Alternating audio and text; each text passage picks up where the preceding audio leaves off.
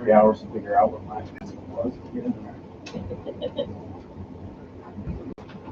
You just want to write it down and hide it. I know.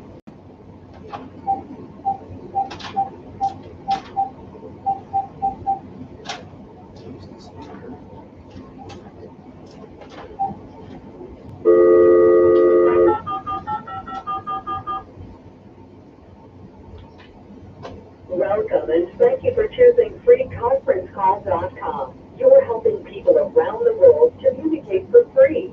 Please enter your access code followed by the pound or hash.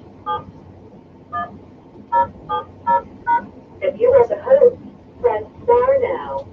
Please enter your PIN followed by the pound or hash. Thank you. There is one other participant in the conference. The recording is started. Please announce yourself. Jameson. Wes Barrett, Snyder Associates. Hey Wes, how we doing? I'm good. How are you guys tonight? Oh man, what a time to be alive. Yeah.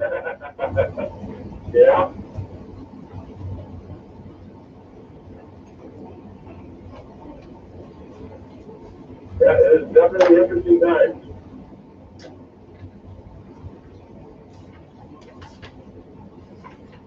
Have you talked to Sidwell since you got the appraisal back? No, I have not. We're still waiting on the draft form for the easement Gotcha. to make that official offer. Okay. It may be interesting that we are there, though. It may be interesting because the appraisal did go down because of the smaller area, so we'll see what you think of that. Interesting. You guys may be getting a call from somebody from the school to look at some stuff going around the school with the new bond issue that's coming out. Okay. So just as a forewarning. Yeah, appreciate it. I will, something else too, I am going to be out of the office starting tomorrow through next Tuesday. Okay. So if it's in the next couple days, they can get a hold of Derek Jacobs in our office. We'll help them out. Otherwise, if it's not an urgent thing, I'll get back to them when I get back. But just so you guys know, I'll be out. It's probably not going to be that urgent. I would assume it's probably going to be in a couple months. We don't even have our bond papers ready yet, and those go out in November. So. Okay. Yeah. No worries. Man. Okay. No worries. Stephen Gass. Hi, Steve. Good evening. How are you today? Doing well. And yourself? Oh, just peachy. Doug, did I? You have Lauren Myers here too. Oh, Lauren, how are you? I'm good. How are you? Good.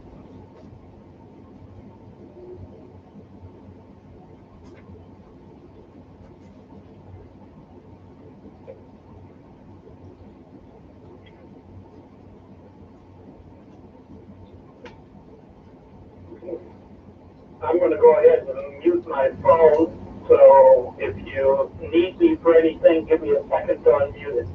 Okay. Doug, did I hear you were on too? Yes. Okay. Megan, are you on?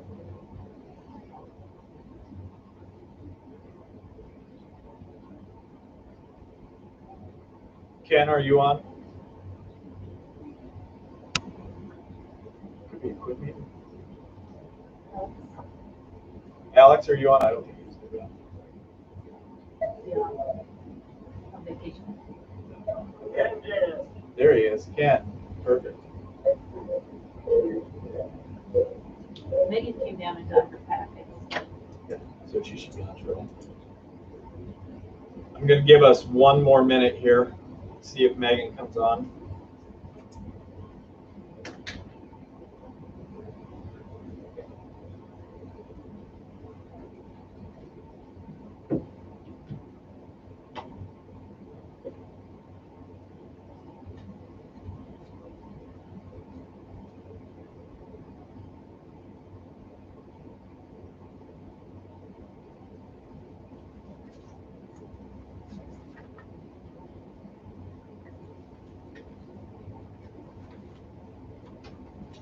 have show these.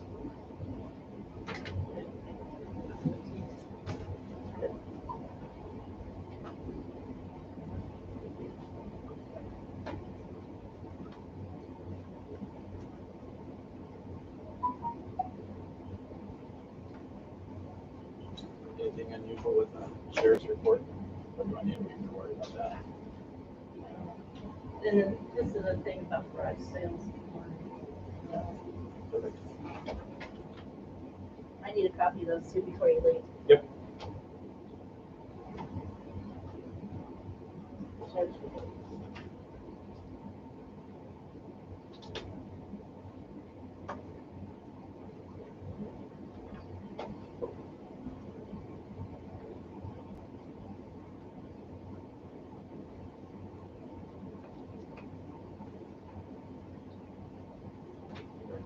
All right.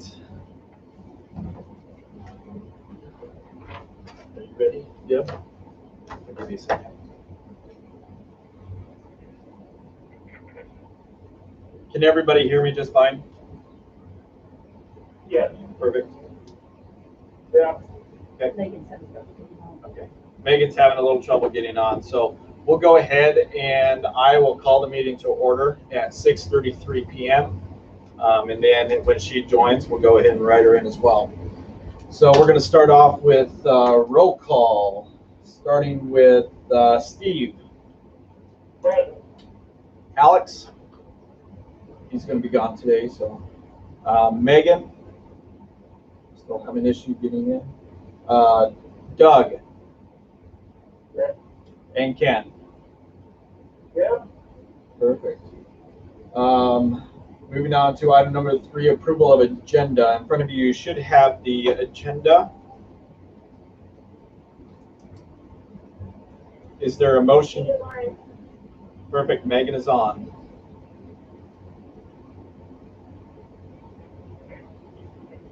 Once again, we're on item number 3, approval of agenda. Is there any motion to approve the agenda or move anything around? Move to approve. Moved by Steve. Oh, I got it. Oh, that was a tie. We'll go with Doug. Second by Doug. Steve. Yes. Megan. Yes. Doug. Yes. And Ken. Yeah. Perfect. Item number 4, citizens forum. I believe we have one citizen on the line. Lauren, is this where you wanted to speak? Yeah, if that's okay, I'll use this spot. Perfect. Go for it.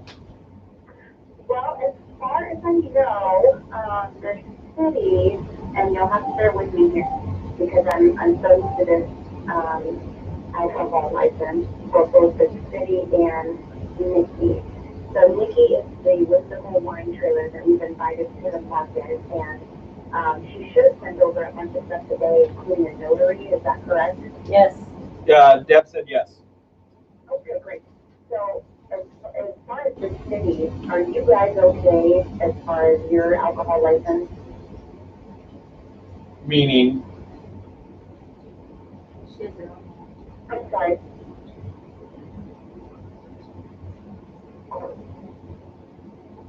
Well, I haven't seen anything, and it's not on the agenda tonight, so it can't be acted on until July. They passed it along a couple months ago. we passed that, I believe, a couple months ago, pending the pending that she updated a couple numbers on that. Yes, and I think, I'm not sure what you mean by numbers, but I'm pretty sure we're waiting on her insurance to approve her. Yep. And then, she sent everything over today, and I can't speak for her, but I'm pretty sure that's all she was waiting on to be able to be, good to go for this weekend's market. Yep, I believe it was the date and address that just needed to update it on that. And we can go back and check those minutes. But as far as I am concerned, I don't believe there's anything else we needed from her. Like I said, it has been approved prior, after everything was adjusted. So anybody else have any discussion on that? Look at that, I think there was some numbers, and then it was something that wasn't accurate. You made an exception of that. Yep, perfect. So Lauren, your answer is she should be good to go for this weekend. Awesome, thank you guys so much. You're welcome. Okay, hopefully we'll see you all this weekend. Hey, great job out there. There's a lot of people there this past weekend and the previous weekend, so you're doing great. Oh, thank you so much, I appreciate all your help, guys. Anytime. Okay, bye-bye. Bye. Anything else for Citizens Forum? Perfect. Going on to departmental reports. I got the sheriff's report here. It looks like there hasn't been anything extravagant that has happened here in town. Just diving through these right now real quick.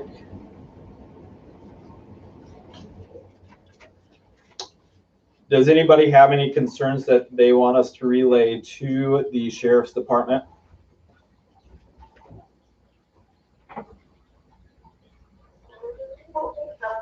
Perfect.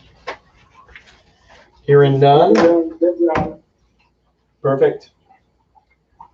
Hearing none, we'll move on to the fire report for June. Tony sent this, should also be in your packet. Tony sent this out. They had one call with 5 people, no injuries or accidents. The maintenance that they're wanting to do, they have Sandry Fire will be in next week to service the Jaws. Radios have been installed in all trucks, and the station base has been installed as well. No special events. The future plans, they're going to start installing the AC in the front part of the station, and the city needs to do nothing in there. So anybody have anything for Tony that needs to be relayed? Perfect. Hearing none, we'll go on to item C, the EMS report. Shelby just sent this in for the end of the month since it was on a Sunday. They had 10 calls, of which one call was a disregard page. This goes from May 1st to June 1st. They responded to 6 calls. Number of personnel on the calls was 12. The number of certified personnel on the calls were 7.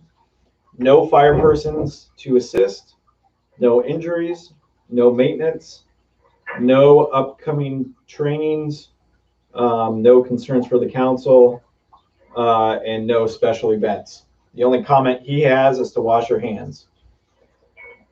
Anything that needs to be relayed to Shelby? Perfect. Hearing none, we will go ahead and move on.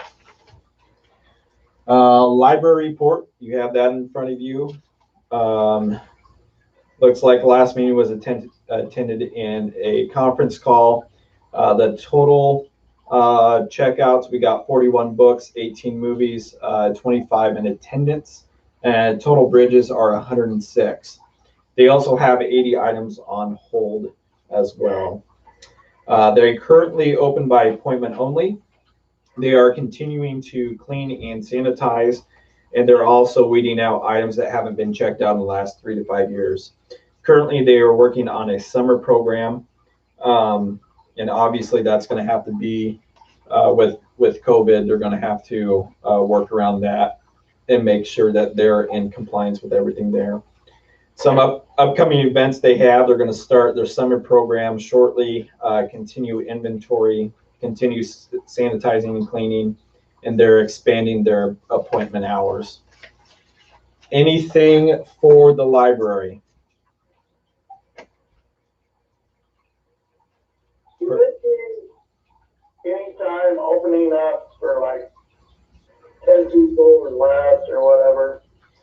I thought so. I thought there was going to be, well, it's going to be appointment only. So they can have, I think it's up to, was it 10 people in there at a time. And I think that's what the governor's guidance is right now.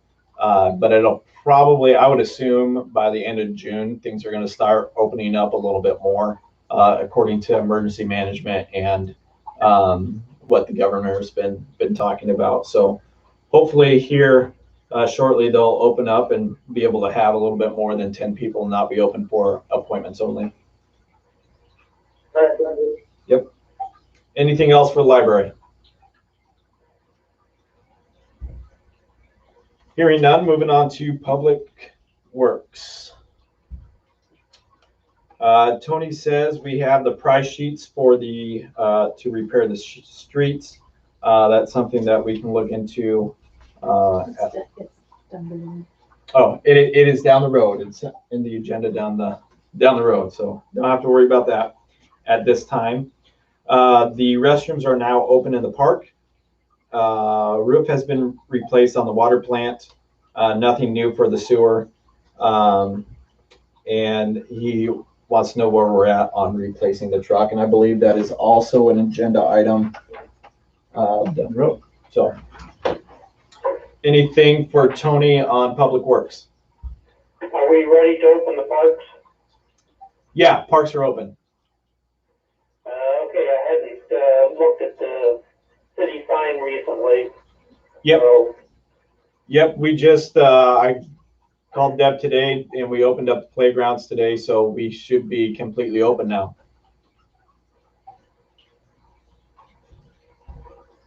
Was the roof on a project, voted on before November? I haven't seen anything. What was that? The roof on the water treatment plant, Yeah, it was that okay before I got on? I haven't seen anything on that. Yeah, it was voted on last year. Okay. Yep. No problem. Using this year's money, okay. Perfect. well, it was within this budget year. It was within this budget year. Yeah. Yep. All right, thank you. Yep. Anything else? Hearing none, we'll move on to the city clerk. Her items are as follows. Looks like Dia started to issue grass letters. The city has to mow at least one residence at this time. We're wondering if we're still having citywide garage sales. We have a public health release. Doug brought that in. Doug brought in the garage sale press release from the public health on how to hold garage sales. So if that's something we're interested in, we can certainly still do that. It was originally scheduled for June 13th. If that's something you guys want to push back or keep the same, we can do that as well. Thoughts on that?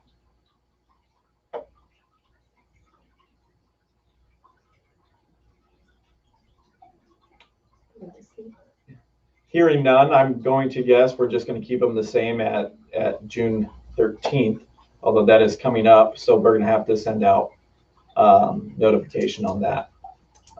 We could probably put it up on the city sign. We'll put that up on the city sign and we'll make a Facebook announcement that we will be doing city garage sales on June 13th. Looks like they're working on getting sneeze guards put into place.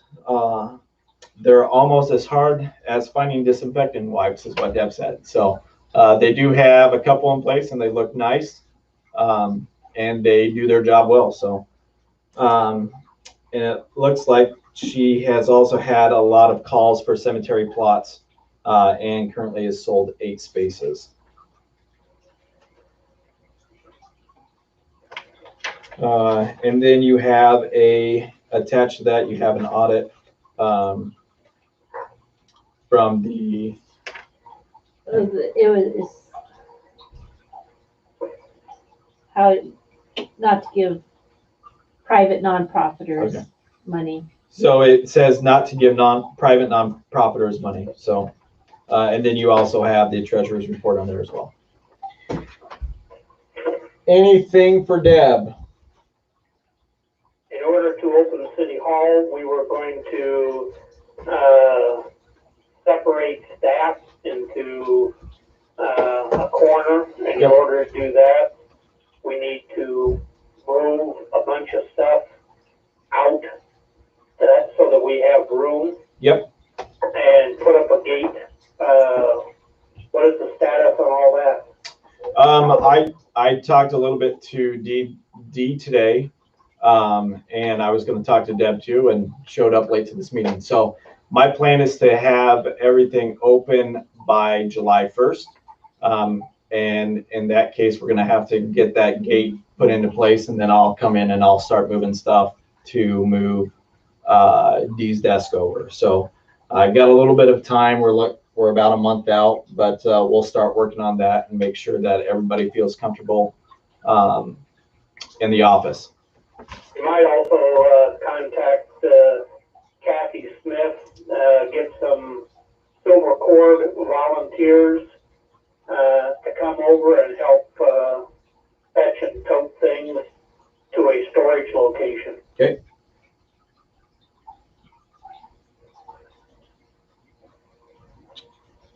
Anything else for Deb and Dee?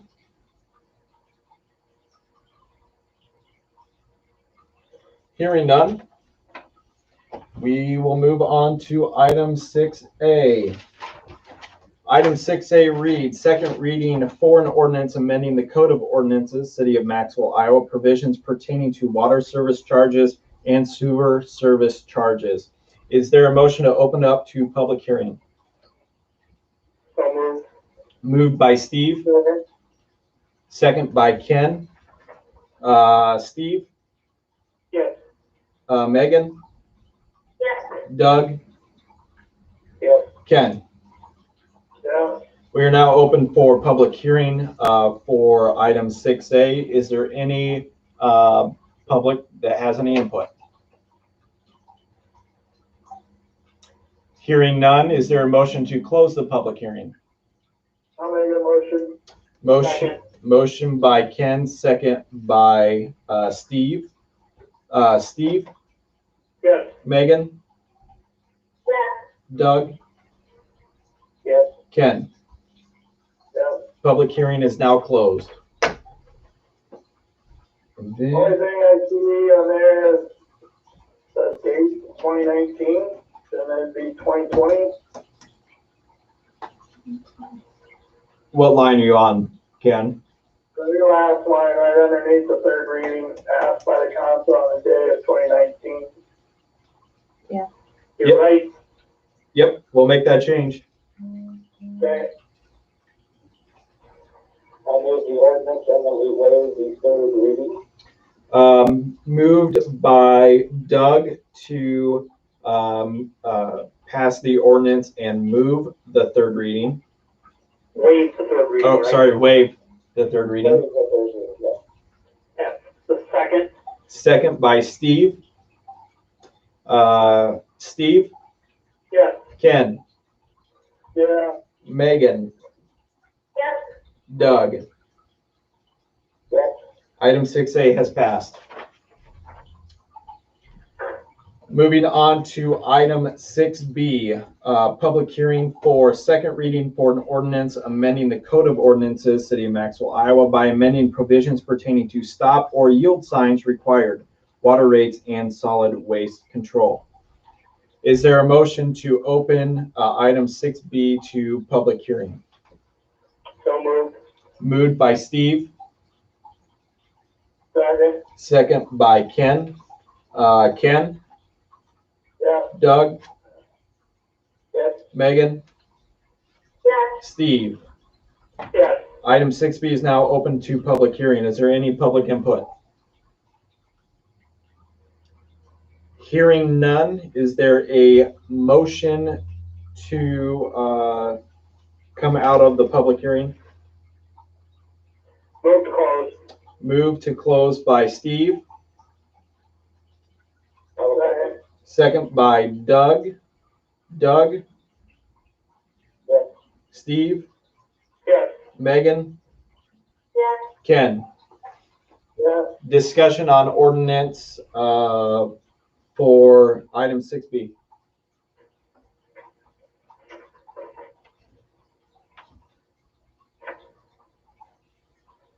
Move approval and waiving the third reading.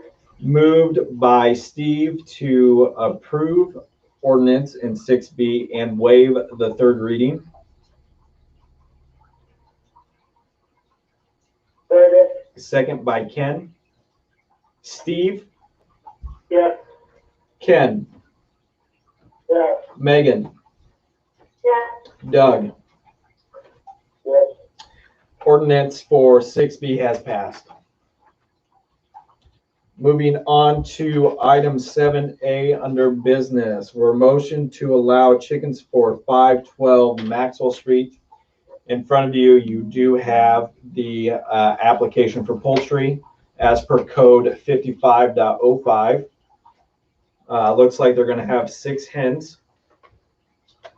And there is also an attached site plan as well.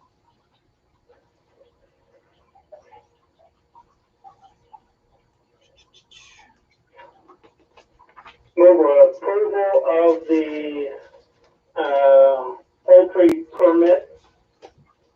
Moved for approval by Steve, second by Megan. Megan, Wait, oh, questions? yep, oh, discussion. It doesn't state, in here that I could see, but, will the chickens always be kept in the coop that they are building? Does anybody know?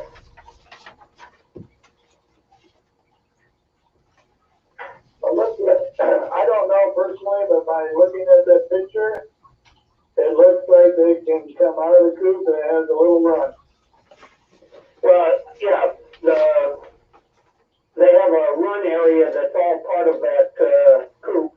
I just want to make sure that they aren't running loose in the yard as we've had, occasionally in the past with other people. Okay. Since the yard is not fenced.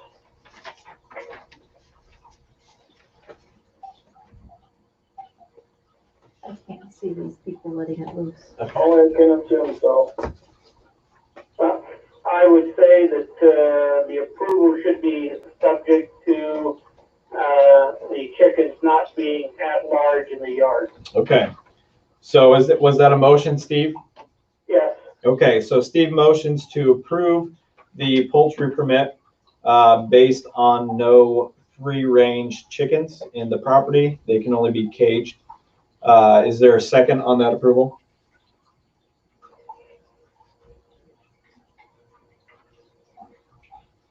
I'll second. Second by Megan. Doug, Yes. Ken, Yeah. Megan, Yes. Steve. Yes. Perfect. On to item 7B, presentation of the site review memo for Baldwin Street rehabilitation. Wes is on the line. Wes, will go ahead and let you talk. All right, get myself off mute here.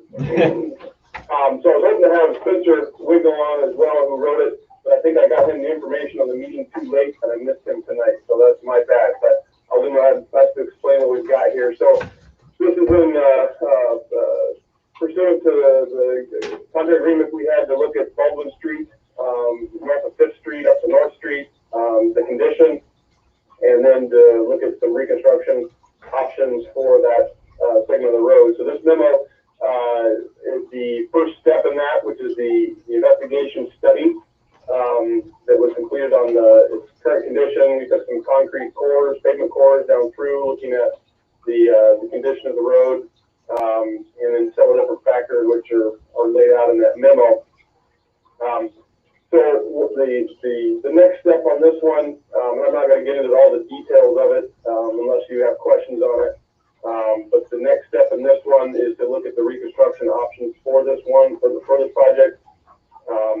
We identified a couple different options based on what they found. One of the big things that they found on the road is that the subgrade underneath the road is not fantastic.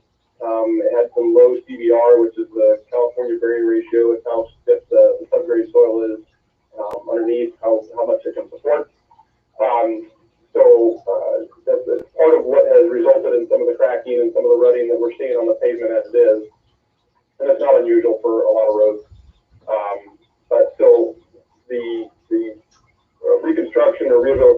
options that were identified, tried to focus and saw that as one of the major issues to address if possible, because if you don't, the lifespan of the road is severely impacted, and you're not going to get the lifespan out of the option, or out of any rehabilitation for the road. To summarize up the concepts that we've got for the rehabilitation, and this is for your information.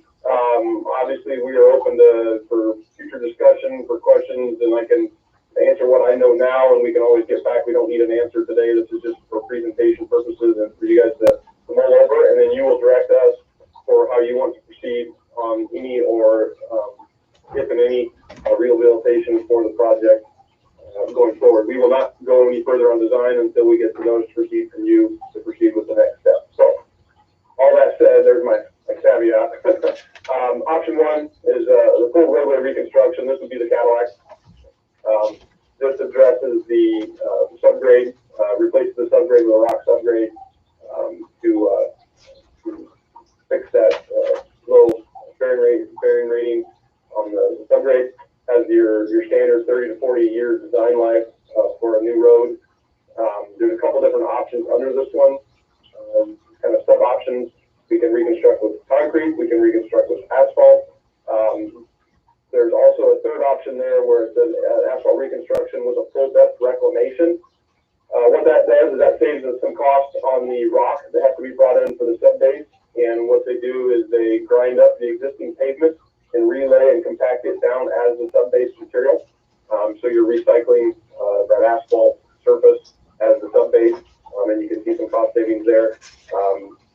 It's a kind of a popular and more recent thing you're seeing a lot of because of the cost savings, and the performance of the pavement is still very similar to what you would get with coring out and putting a rock sub base down. So that's the first option. Yeah, Steve, go ahead.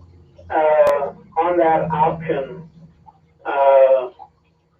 if you grind up the existing pavement and then relay and compact it, and you then put new pavement on top of it, does that simply raise the elevation of the road, or do they over excavate and take some material away, grind up, lay down, and then when they put the pavement over top, it's about the same elevation? I would have to check on that one. I think it can probably be either or both. Let me see. Same height? Probably. I mean, there might be a little bit. The difference between those two, if you had to haul off a little bit of material, is probably within the 20% contingency we got in there for planning purposes.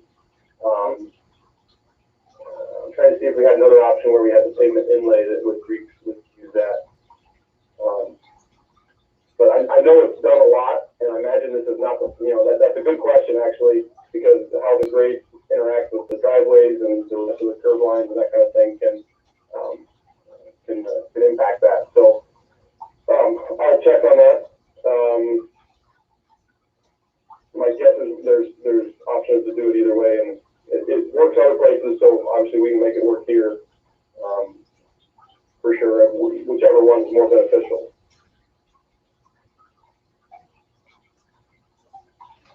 So with those products, yeah, go ahead, Doug. Another question is, at the bottom of option one, we have two listed items that, in the first item, says would require maintenance of regular social chemicals as described by the same statement type. Will there be different maintenance on different options? Yes, and that's kind of the standard cover note for all pavement that road designers put in there.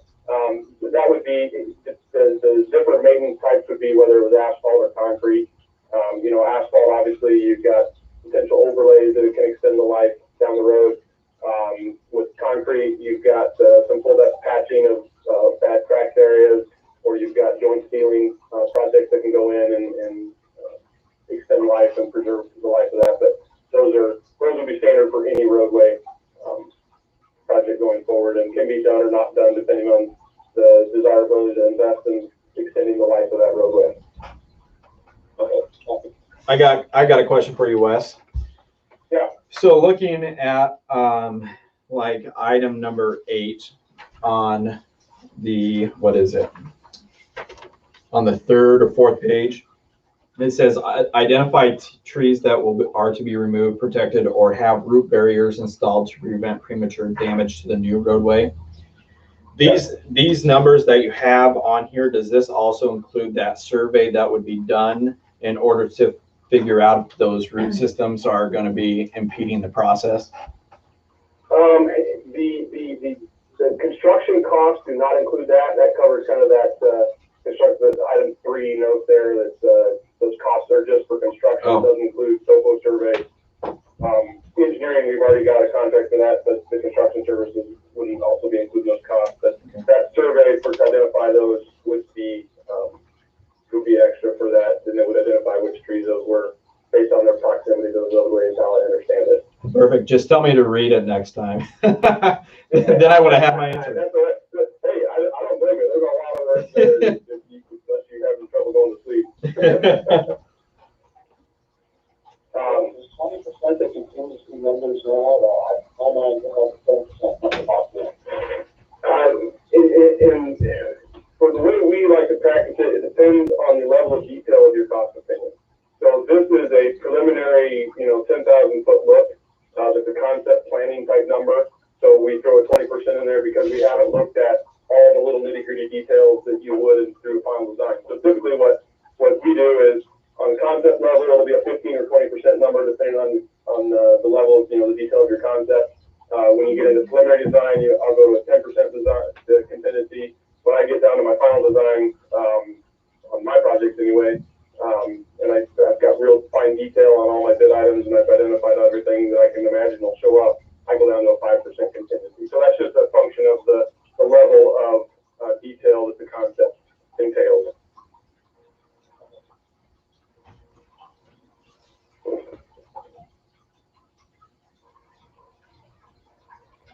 Perfect. Any other questions for Wes regarding item 7B? Yeah, option 2 out. Oh, yeah, go ahead. Yeah, sorry, I was trying to find one little thing here. Sorry for my pause. No, you're fine. I believe these options also include the reconstruction of the curbs that are there. One of the things they found when they went out and looked at the curbs at the streetway, roadway, the street, is that there were some stuck ponds in the curbs. Some of the curbs weren't flowing well, and so some of the curbs were not in good condition as well.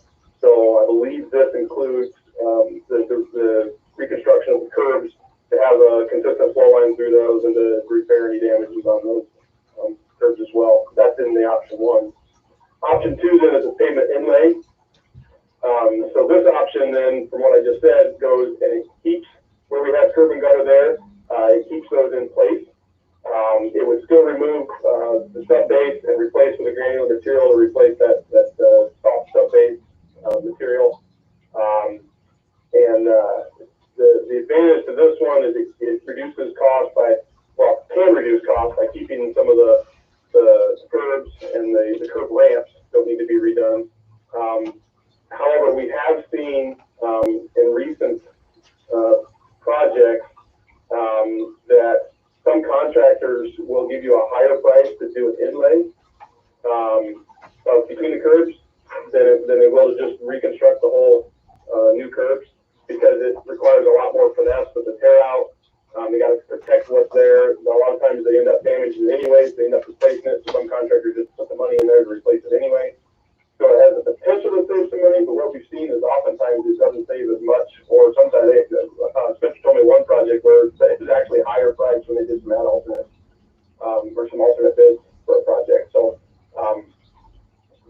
that's why we've got it in here as an option, but it has that's kind of its drawback. It is not necessarily a big cost savings at all. And what there is still some curb replacement even with that to repair some of the broken sections and things like that. Then option 3 is the bare minimum, so to speak. That's just the mill and overlay. This one does not address the weak subgrade that the road has. So this would be just milling down the surface of what's there, coming in with a 3-inch overlay to do asphalt is definitely the cheapest. You'll see there though, it definitely has a shorter lifespan. So this one we're looking at a 10 to 15 year design life before we're doing it again, so to speak, or until you're living with, you know, some failing roadway again. So all that being said, we made a recommendation in here, but obviously there's play in that for cities, for your guys' input on what is a priority to you. Obviously the budget is a big priority. And so our recommendation is to go with the full depth reclamation reconstruction. Like I said, there's a reason why that's becoming more popular, is because it does see some cost savings and it has very similar performance than a full new subgrade rock road. So that's our recommendation based on what we found. Again, any other questions? And then if I can answer, I've got a couple here that I will follow up with Spencer and get back to us on. The last sentence in the option 1 paragraph prior to the pre-estimates says the full depth reclamation will not rectify a pavement design where the subgrade is saturated or the roadway has inadequate drainage. Yes. Does our subgrade have, or does our roadway have inadequate drainage, or is our subgrade saturated? I don't believe so. I'd have to look in the memo there includes the core drilling, cores that the geotech did for us. They did not note any high water table in their cores. Just looking at that real quick. So it doesn't look like that's an issue for us. I can confirm on that. So of course the geotech will always, they'll cover themselves and say, well, it's, you know, it's seasonal and it can change, and it can. So it depends on when you do the cores. If it's dry, it may not be there, and rainy season it may come there, but so I will follow up on that one. The part of the sentence about the roadway having adequate drainage, you also have a statement later that says we tend to have the water gets ponded because of the intersecting roads at 6th and 7th. Yep. And so is that part of the inadequate drainage? Yes. Yeah, that would be kind of some of those duck ponds that they were referring to, and I think they have it in there. At least Spencer referred to it in my discussions with them. Kind of what they're talking about with the curb lines not flowing through. So part of the reconstruction would be, and that's one of the advantages of doing the full, curb to curb kind of reconstruction, is you can correct a lot of that. You can change the cross slopes in transition through those intersections to make it drain better. Okay. I think they also recommended, it wasn't in these costs, they also recommended looking at storm sewer at that, and it would really make it a lot easier and work better to have some intakes there that connect into the 5th and Baldwin area, what we're doing there. But that obviously additional on top of that, but would help that as well. Page 7, the first full paragraph, that they recommend intakes at 6th and 7th. Having an intake is wonderful, but then it has to connect to something. Yes. Not only an intake, but it's also a storm pipe running in the right-of-way someplace, right? Yes. Yeah. So what that would be is that would be intakes at 6th Street that then run down to the future plan for the 5th and Baldwin Street storm sewer, if we can get that done.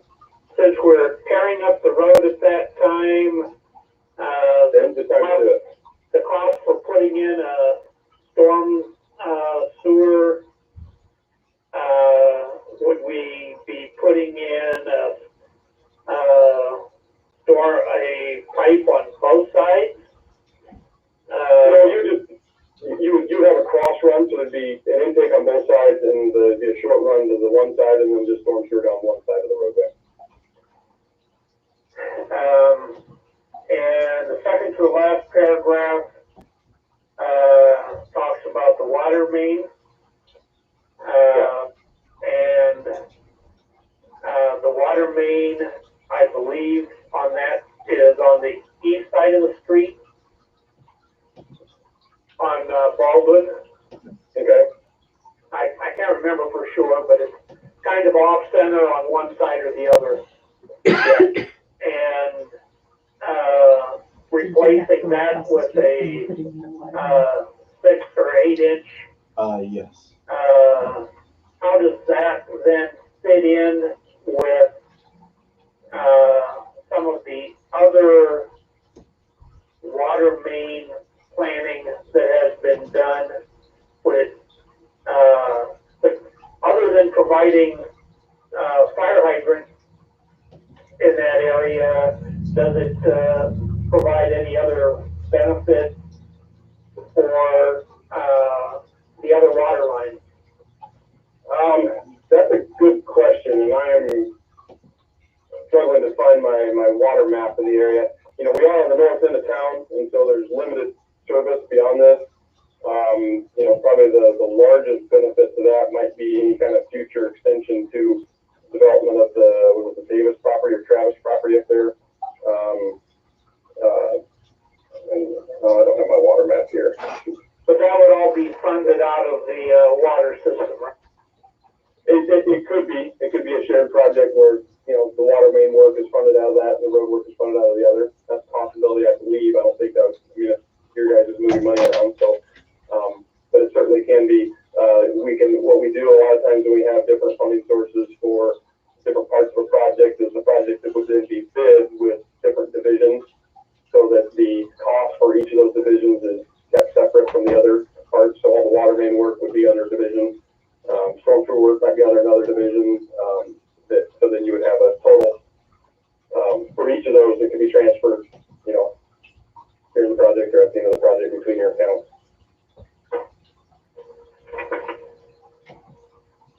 The, cost for the mill and overlay is about half the cost of, doing the full depth.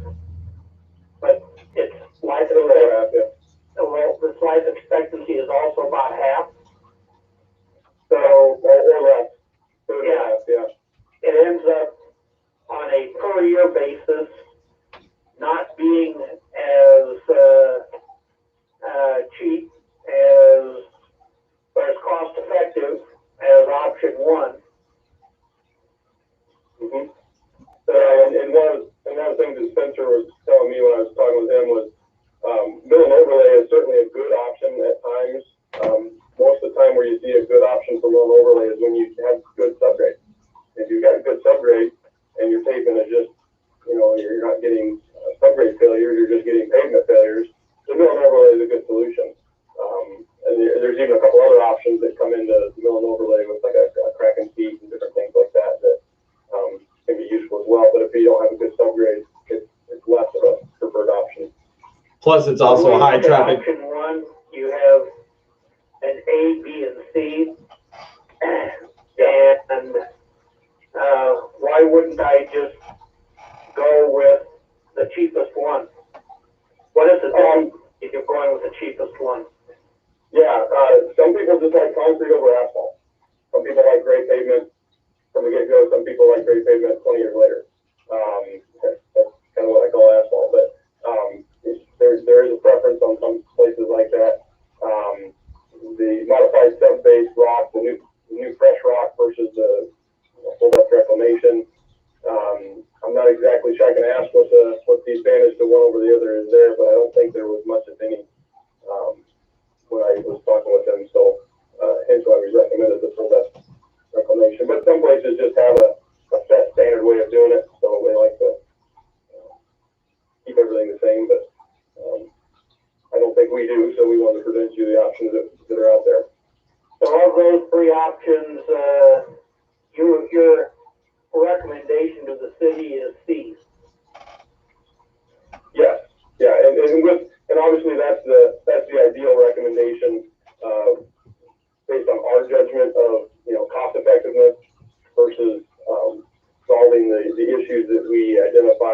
important, such as this upgrade, strength, and that kind of thing.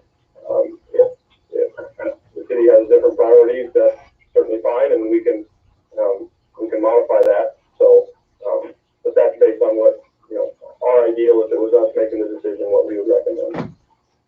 So, looking at Exhibit 2, the cross sections of the road, options 1A, 1B, and C, it looks to me like, according to that, C option is no matter what, you're all taking it all completely down, the whole base completely out, you're just replacing that with the middle of the road. With the option 1. Yeah, that's possible. Yep, you're right, because we do have the sections in there. Looks like the 12-inch full depth reclamation of the mineral stabilization, so, it looks like you're just grinding up the road, taking everything out, grinding up, all the way down, and, Yep, so you're right, yep. then top of that looks exactly like B. Yeah, I think you're a better engineer than I am. I should have looked at my sections to answer that first question. So yeah, it does look like they core out the subgrade and then replace it with that mill. So there's an answer to your question, Steve, that does hold up to raise the grade? No, doesn't appear to. Yeah, I just didn't think samples went, had, usable, rock and asphalt for a full 12 inches. It looked like some of it was sandy in that 12 inches, but I guess. Yeah, it may not. It depends kind of on those cores. Some of those are thinner than that. I don't know how much growth it gets when you grind it all up, because it does get an additive, stabilizing agent in there, but it may require some rock to get added to get that depth. Okay, that's a good question. So to keep it moving, the next step would be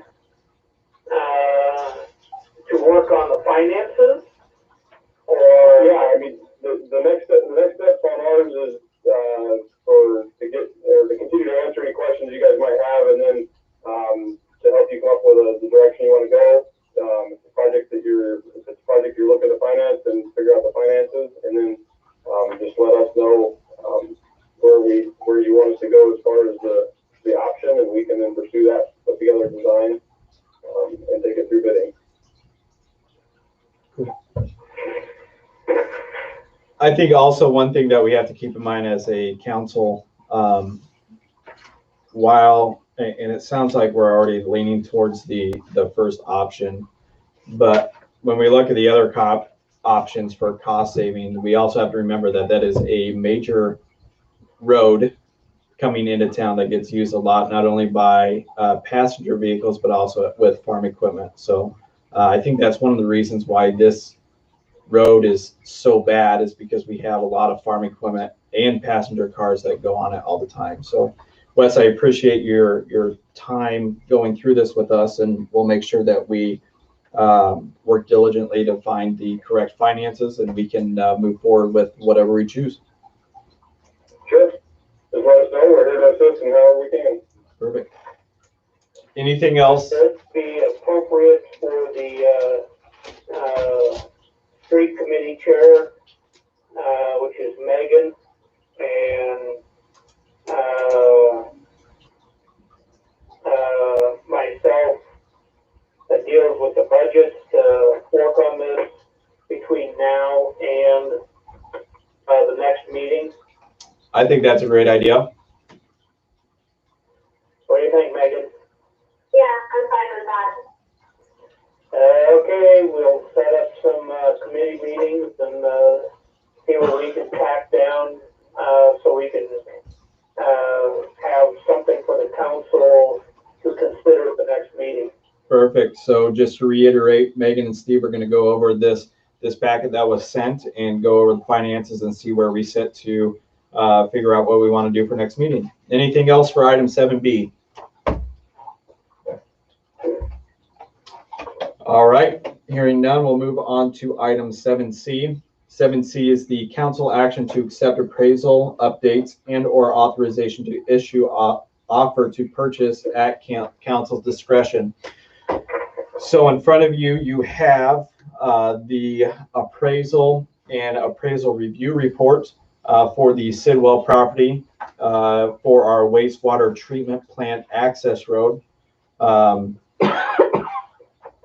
Does anybody have any discussion for these? Wes, do you have anything on this? No, just for a refresher, this is what resulted from the city's directing the conversation with Sidwell, and we were able to come to a different agreement for an arrangement to go straight through the property rather than around the edge. Shortened the access road. It reduced the easement area. But by doing that, we also needed to do an updated appraisal and evaluation. So that's what this is that updated appraisal evaluation. And obviously the appraisal went down total value because the size of the easement decreased. But that's pretty much where we're at. So we are ready to make an offer to the owner with this approval of the appraisal, based on this appraisal. And then that starts the negotiation process with him. Obviously, it's a good faith negotiation. So you may say, well, I like that first number better. The city's perfectly in their rights to offer more on that first, based on that first one, just to cover any inconveniences or whatever. But that process has to get started with that official offer. And so that's where we're at now. For sure. And I know there are some that are interested in buying that full out lot. When looking at the appraisal, it looks like it's coming in a little over $200,000. We have not, because of the appraisal process and it was not completed, we have not reached back out to the Sidwells to go after that. I don't know if that's something we're still interested in. That $200,000, that's an awful lot of cash that the city probably doesn't have. If we did, it'd be hard to rearrange that. Go ahead and give me your thoughts, council, on what you'd like to do and how you'd like to move forward. I'd like to move forward with the easement. If we, at some future point in time, find $200,000 rolling uphill underneath a blanket and try to take advantage of it, any offer that we make would also be adjusted by the fact that there's already an existing easement. Perfect. So I'd say move ahead with the 7,900, and if we wish to fiddle along with the other purchase of the farm, that's a separate issue. Perfect. So what I'm hearing from Steve is there is a motion to approve the current appraisal at 7,900, with the option down the road, if we find $200,000 laying around, that we might possibly offer that as well. Is that what I am hearing, Steve? Yes. Okay, so it's a motion by Steve. Is there a second? I'll second. Second by Megan. Doug. Discussion, please, first. I would like first.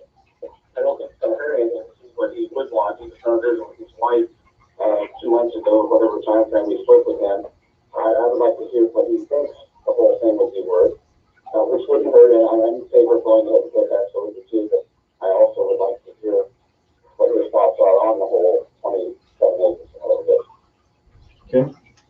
And so you want to hold up the negotiations on the 7,900 until that's done? Not at all. Okay. So the motion on the floor is that we approve the 7,900, and then if we find that $200,000 somewhere, we're going to go ahead with it. Do we also want to? So I guess we have to vote first, and then we can go back. If it is voted down, that we can go back and redo another motion. Is that correct? Okay, so I'm going to go back to you, Doug. Are you I in? say yes on the 79. Okay.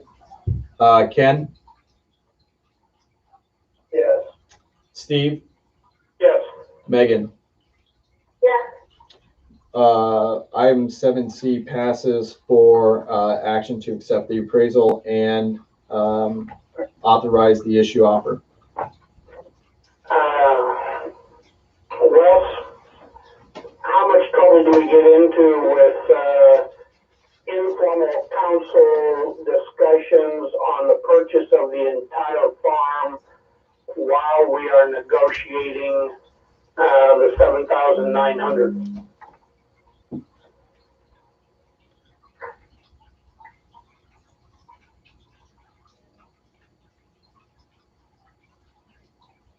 Did Wes leave?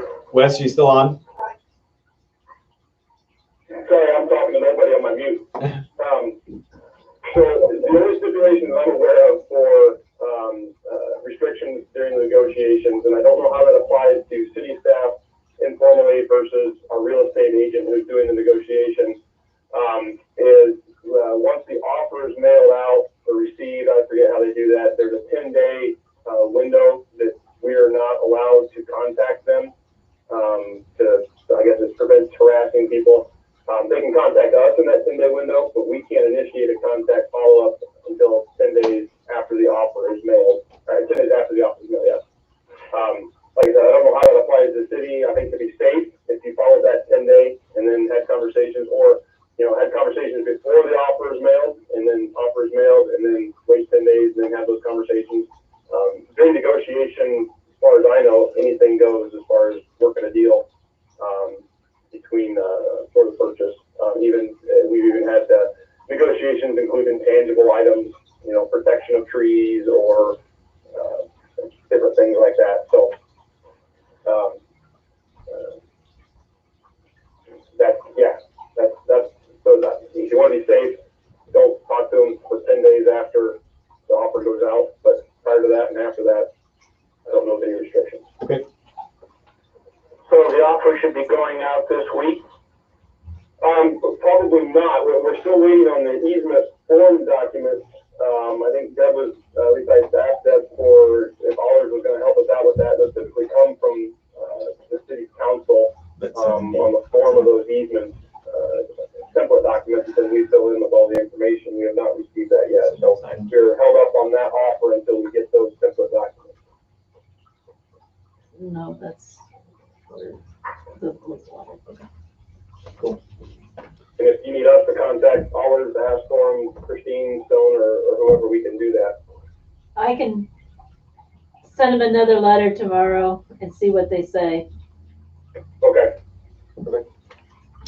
And so, correct me if I'm wrong as well, Wes, but when we send out the offer, they get a copy of the appraisal as well, correct? Yeah. Okay. Yeah, definitely. All right, cool. Any other discussion for item 7D or 7C? Hearing none, we'll move on to item 7D, the authorization for the mayor to sign the scope of agreement with Allers and Cooney. This is for contract proceedings for public improvement project. I move the city engage Allers Cooney as stated in their engagement agreement of May 29th, 2020, and that the mayor is authorized to sign the engagement. Moved by Steve. Is there a second? I will second. Second by Doug. Megan? No, Oh, any questions? discussion. There's a question for Wes. On page 2, the paragraph prior to the attorney-client relationship, that says be advised.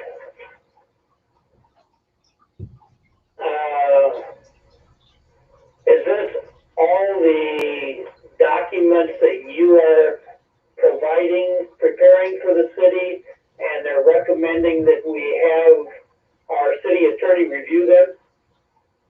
I think so. I don't have the documents that you're referring to, but typically that's what we've been doing with what we've done so far, and we've done in the past where like the notice of hearing and letting that we prepared, we sent it to Christine to review, and they sent us back some comments, and then we made those comments and done that. So if that's what that paragraph sounds like it's referring to, it probably is, because that is what we do. Let me read it to you. Please be advised that we recommend the city have legal counsel review all public improvement contracts and outside professional consultant, architect, engineer contracts well in advance of posting the notice to bidders and publication of the notice of public hearing for each particular project. Yeah, that's exactly what that is. And it's not a bad idea because we're not legal lawyers like there's any other kind of lawyer. But yeah, so it's not a bad idea. And we welcome the review because they know a lot of the ins and outs of the law that can help us avoid problems. So yep, that's what sounds like exactly what they're referring to. Well, with the time frame that we have, I believe that's in the next item in the agenda, or the one after that. We don't have a whole lot of time to get attorney's review, and so that's something that you would be taking care of, sending to the city attorney, or is that something you send to Deb and then Deb sends? We've been doing it directly. The notice of hearing and letting, the notice of bidders for those publications, we've already sent that to them, and they've already responded with their comments. So that has already been done for that one. The next one would be the final contract form, which is basically based on SUDOS, and we'll get that to them here probably this week or next, and have a look at that too. But that's all I can think of that would fall into that category. So I think half of that task is already done. Okay. Just wanted to make sure that if Deb was going to have some responsibilities, that she knew it on the front end. Yep. If you're okay with us corresponding directly and just carbon copy and Deb, it cuts out the middleman and makes things go quicker, and we can do that for sure. Yep, that's up to the mayor to decide. Perfect, that works for us. I'm ready for a vote. Okay, Steve is ready for a vote. We will go ahead and do roll call quick. We got Ken, Yeah. Doug, Yes. Megan, Yes. and Steve. Yes. Item D passes. Moving to item 7E, resolution ordering construction of wastewater treatment plant improvements and fixing a date for hearing thereon and taking bids therefore. So I got some stuff to read here. Starting with, I have some corrections that need to be made. On page 1, it says we're holding this electronically via Zoom, and that is not correct. It's via teleconference. okay, And the blank should be met in regular session.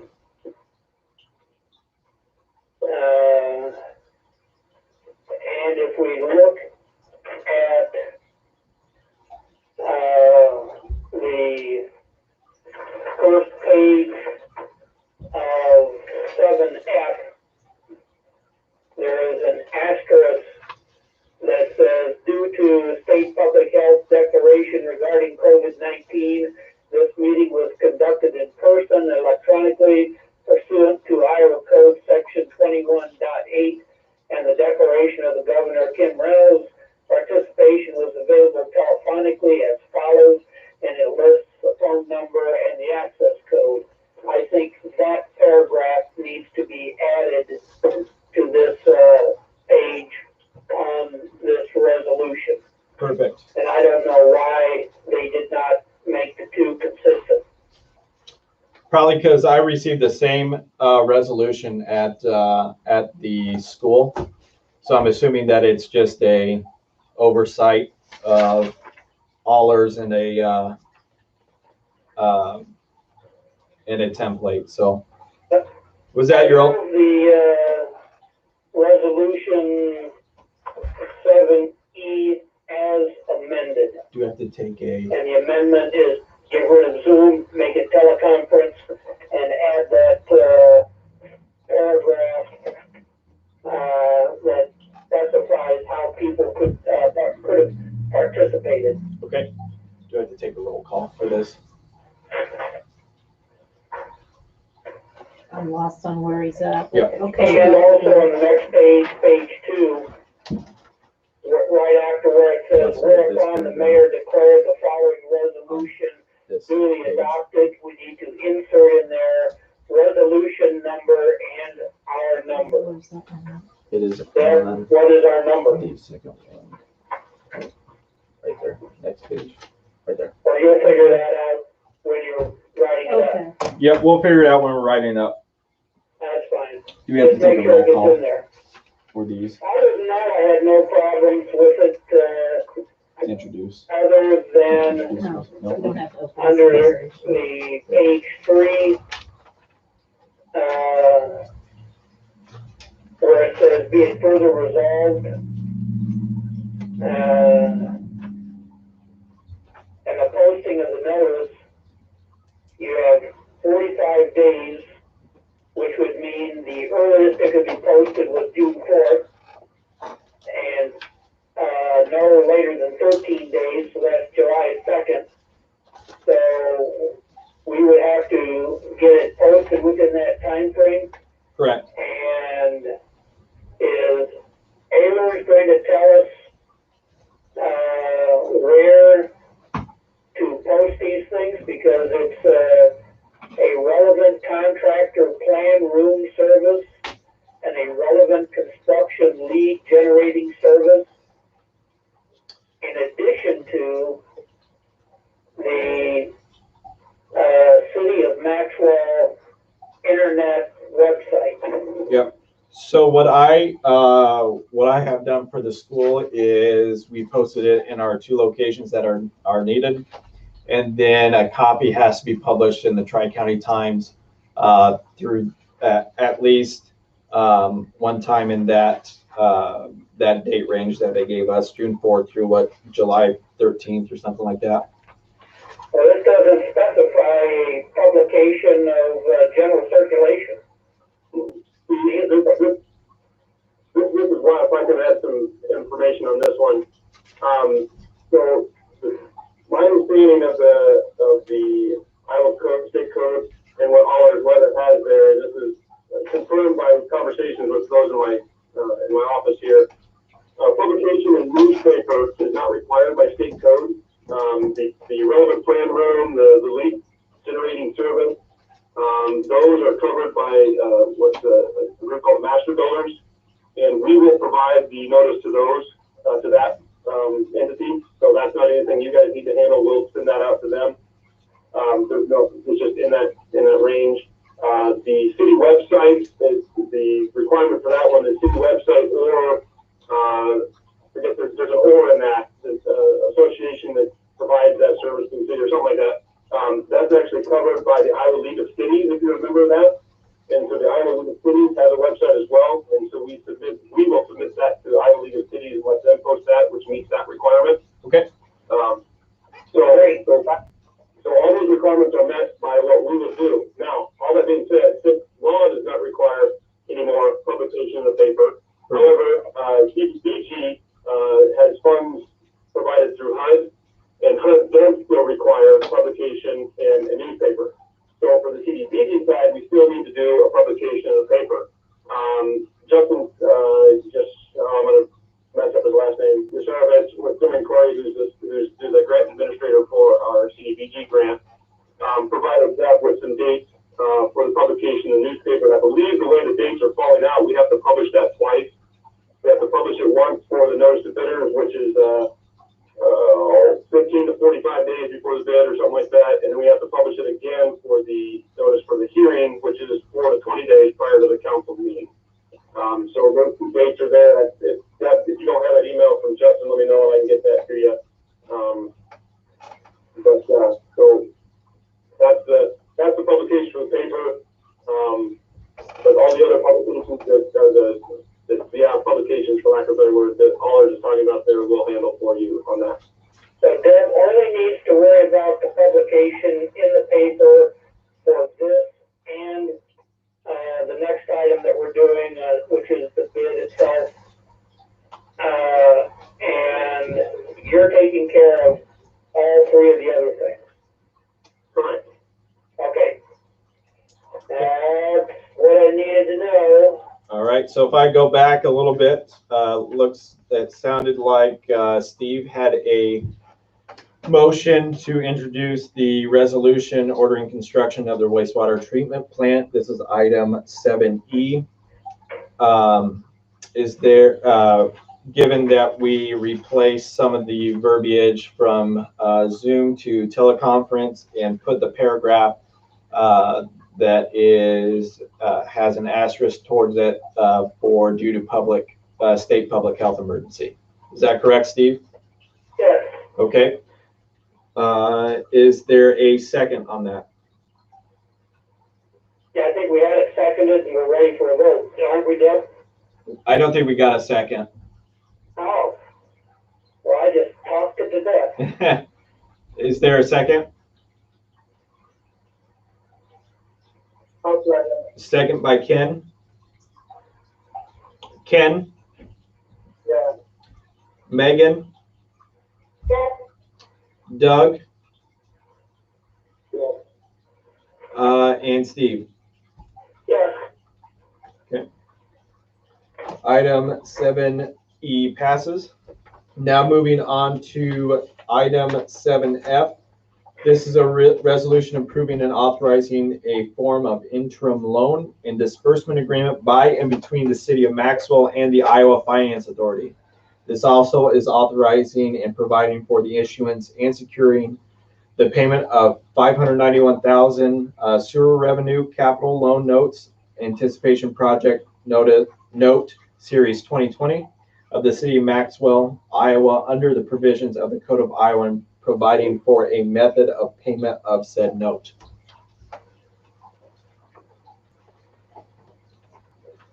I move the resolution with the correction on page 1 that instead of saying met in council, it should say met in regular session. Regular session.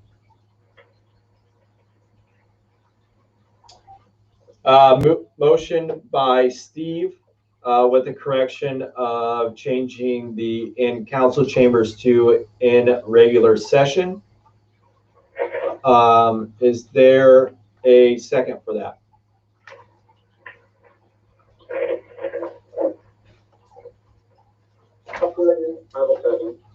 Second by Ken. We'll go with Doug. Oh, discussion? When Steve took the regular, the next phrase says in council chamber. Did you adjust that to Steve and I missed it? I didn't hear you. He's saying that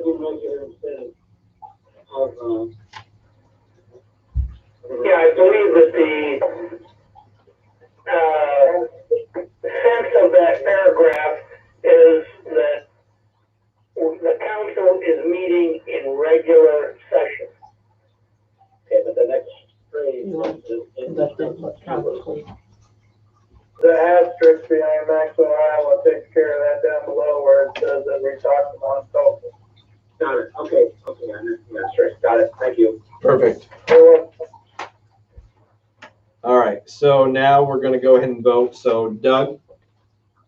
Yes. Megan? Yes. Ken? Yeah. And Steve? Yes.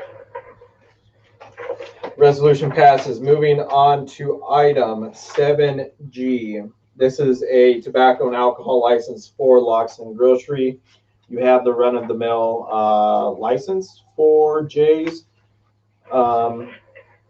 Move approval of the, permit. Moved by Steve, Second. second by Ken. Discussion? Hearing none, we'll take a vote. Doug? Steve? Yes. Megan? Yes. Ken? Yeah. Perfect. Item 7G passes. Moving on, 7H,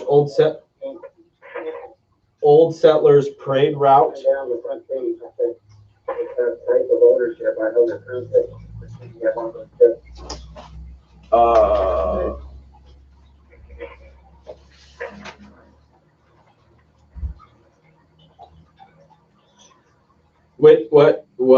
What area are you talking about? Oh, the type of ownership, whether it's a sole proprietor, partnership, corporation, LLC. Right. Okay.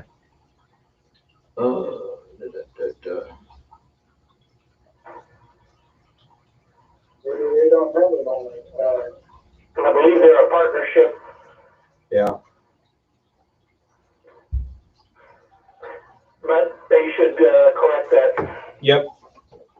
They should do that. Otherwise, the Iowa Department of Revenue will send that back to him to be corrected. Perfect. All right. Item 7H, the Old Settlers Parade Route. This is the, us as the city recommends and gives approval to detour traffic over the following streets. It's Broad Street to Metcalf Street to 5th Street, which is Highway 210. This is the normal parade route that we will be approving. Any discussion on this? Move approval of the, request for road closure. Moved by Steve, Second. second by, I think Doug got in there before you did, Megan, sorry. Megan, Yes. Doug, Ken, Yeah. Steve. Yes. Item 7H passes. Item 7I, resolution establishing a process for approving the planting of street trees, not street cheese, as I about said.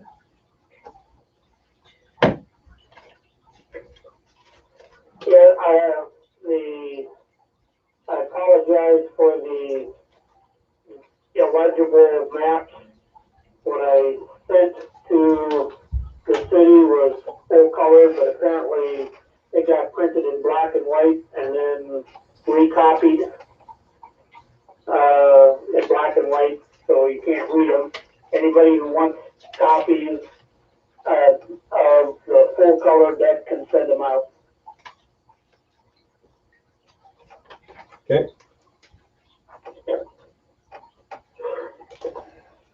All right.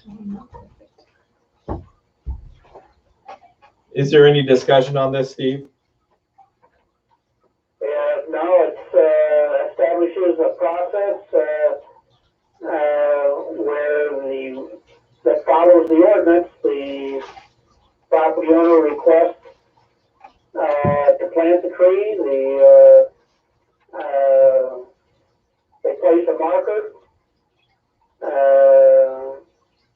They call one call, and Tony goes out, make sure that it's placed in compliance with the ordinance, and it doesn't conflict with stormwater, water or sewer improvements, because we don't want trees planted right on top of our water line.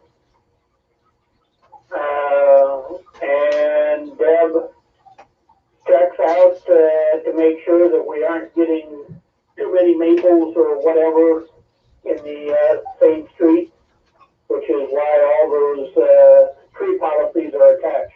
Perfect. Any other discussion?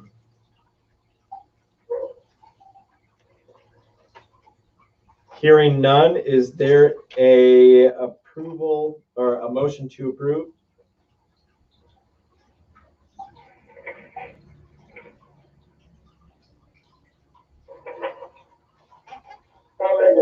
the video at the bottom of the first page, the first photo of no.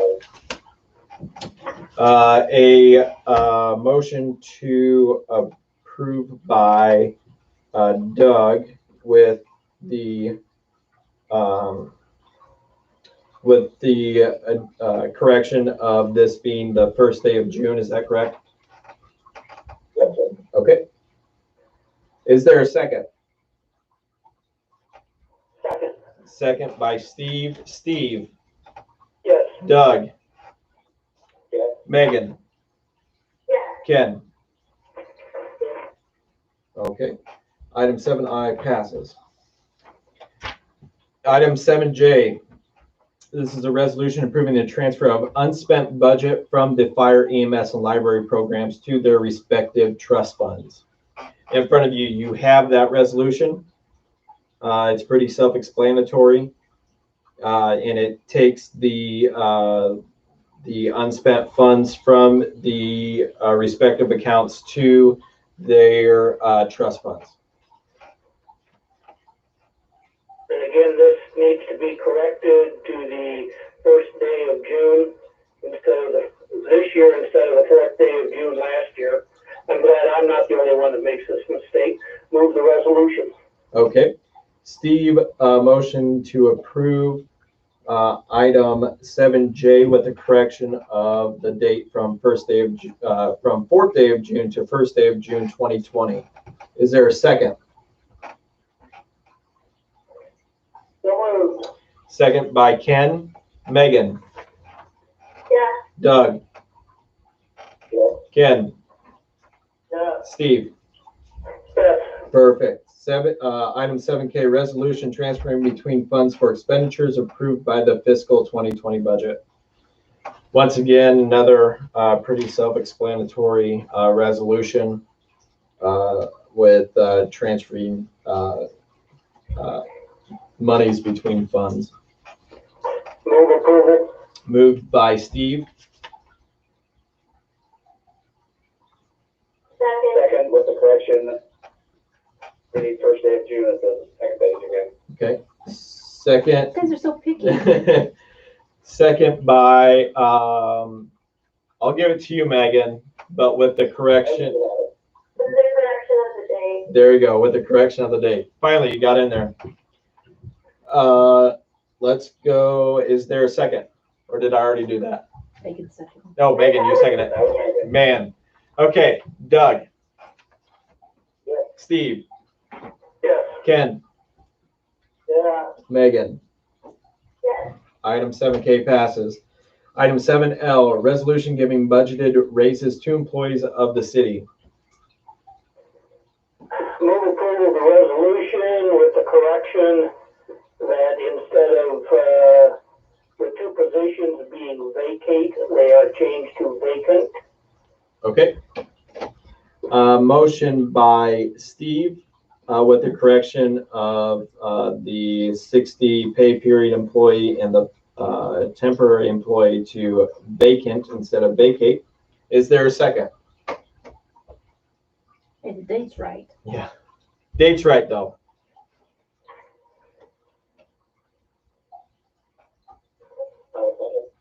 Second by Doug. Doug. A question of this. Yeah, question. Depending on the qualifications of our assistant budget workstation, we are setting a salary. Would there be a difference between a new person hired and somebody with 6 years of experience? Is that dollar amount a concrete number or just a recommendation? I think that is up to you guys as a council. What? That's an excellent question, and I would say that it should be looked at as the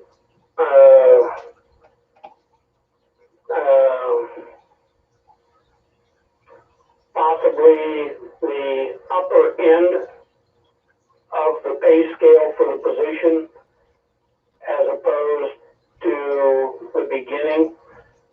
But I believe that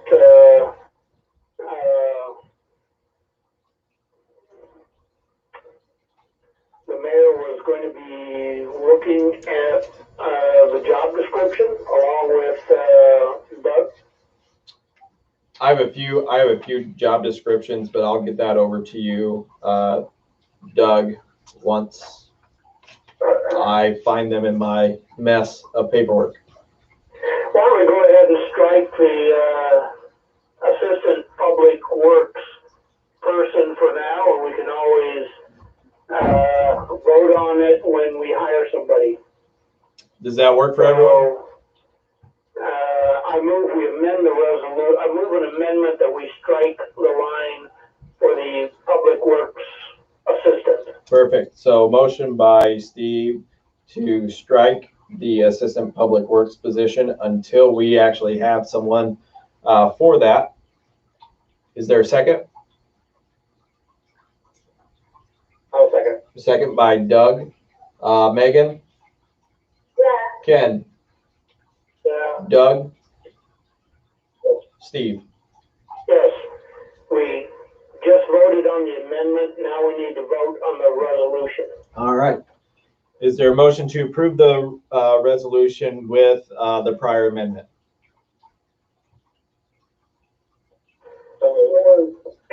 It's already moved and seconded, so we just need to vote. Okay. Oh, that's right. So we'll go with Doug. Yes. Steve? Yes. Ken? Yeah. Megan? Yeah. Perfect. Item 7N, motion to authorize the mayor to sign storage unit contract. In front of you, you have the lease agreement. And it looks like the rent's going to be $55 a month with a $25 security deposit. Did that go up at all from? And it looks like it stayed the same, so.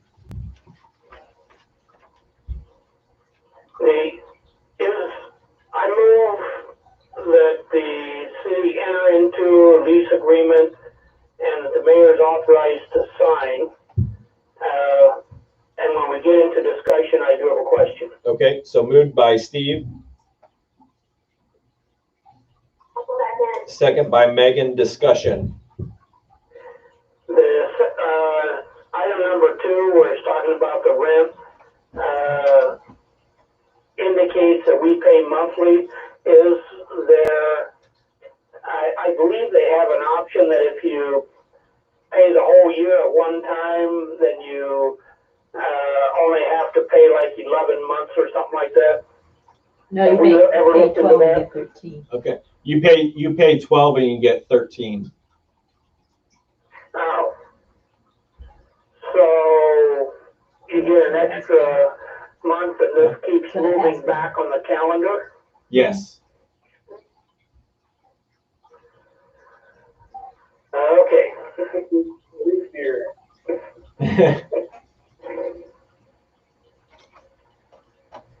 All I'm right. ready to vote. Okay, Steve, Yes. Megan, Yeah. Doug, Yeah. Ken, Yeah. motion passes. Item You set. sounded reluctant, Ken. I'm still thinking about the 13th month. Okay. It's for when the year happens to have that 13th month in there. That's when we all win the lottery. So we do a one payment for the 12 months, and then we always do that, and then get the 13th month for free. Yes. Yes. Okay, thank you. Yep. Item 7N, resolution approving 5-year tax abatement for improvements on 16 3rd Street. Move approval of the tax abatement resolution, and I will have a question. Okay, moved by Steve.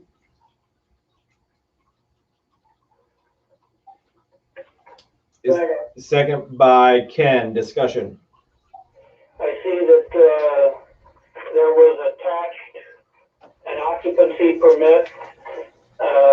The last time I walked past the property, which was a couple weeks ago, they still had landscaping that they had to do. Have they finished all the landscaping? See that? This just came over my desk Friday. Okay, it just came in on the desk on Friday, so we haven't gone over to that yet. Is that something that's a part of the current code of ordinances that landscaping has to be taken care of before you can get a tax abatement?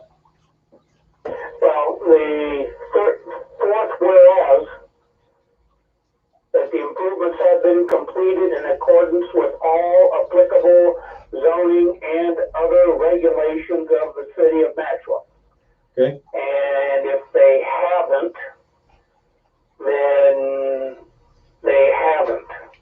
And we shouldn't sign, the mayor shouldn't sign until they have. Okay. So do we want to approve this based on the completion of landscaping? I certainly would be willing to do that. I trust the mayor to make sure that they get their landscaping done so that the whereases are all correct. Okay. I do believe that that's wall between sidewalk and building. I don't know what else is done on the outer part. Yeah, that, I just wanted to, since I hadn't seen it in the last week or so, I just wanted to make sure that it gets done so that they get the abatement, as opposed to not getting done and we have a mess. Okay. I will actually drive by there on my way home to see if that's done. And then we can talk to Kenny about that as well. And once it's done, we'll go ahead, and if this passes on this vote, we will go ahead and get that in. Yeah, so the mayor has 2 weeks in order to sign any resolution, I believe, or veto. So I think that's going to be plenty of time. For sure. Yep. And go ahead. What's the minimum amount of landscaping a person has to do in front of new construction? Well, I would, at a minimum, the yard should be raked and seeded, sort of like the property right south of where Jim Myers used to live. They leveled the dirt, they've raked it, they've seeded it, and they're trying to get the grass to grow. At a minimum, I would think that that should be done, and a temporary occupancy permit could certainly be issued based upon their efforts. Okay, I agree with that. I just didn't know what, if we had minimum amount or what, so, but yeah, the yard needs to be planted. I agree with that. In the banking industry, I know this is not the banking industry, but in order for you to get the occupancy and the minimum amount that is needed for occupancy for a bank is that there needs to be some sort of grass, whether it be seed or sod by the concreted areas. So just to put things in perspective for you. Okay, sounds good, thank you. Yep. All right, so we'll go ahead and take a vote now. We'll go with Ken. Yeah. Doug. Yes. Megan. Yes. Steve. Yes. Perfect. Item 7.0, approval to post for opening on planning and zoning board adjustment board. So in front of you, you should have the posting. I have no problem with the posting except that last paragraph, and perhaps it should read, applicants will be considered and a candidate selected at the July 6th, 2020 council meeting. Okay. Because are we going to be, if we get more than one applicant, when are we going to look at them? When are we going to decide and one are we going to fill? Is that all going to be done at the July 6th meeting, or are we going to have a committee do a selection and a recommendation to the council at July 6th? Get anything. That's assuming we get anybody. But what is the what have you guys done in the past?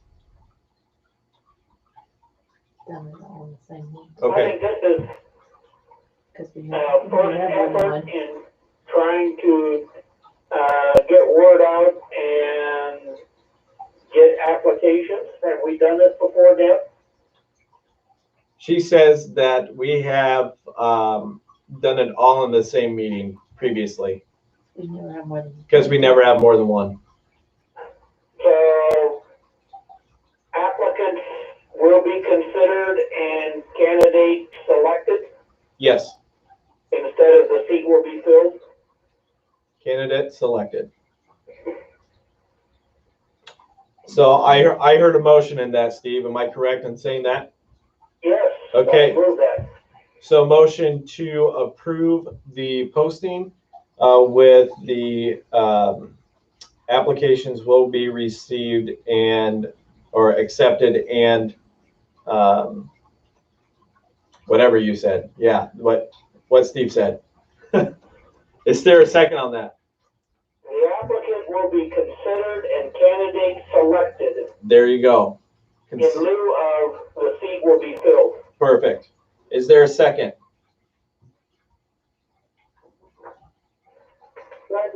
Second by Ken. Doug. Yes. Megan. Yes. Steve. Yes. Ken. Yeah. Item 7.0 passes. Moving to 7P, motion to approve LL Pelling co-proposal for 2020 seal coat work. In front of you have the proposal, which is sitting at $59,543.85. We have budgeted $60,000 for street maintenance. However, we also are looking at having to have about $25,000 to $30,000 set aside each year for the next 10 years to pay for Baldwin. So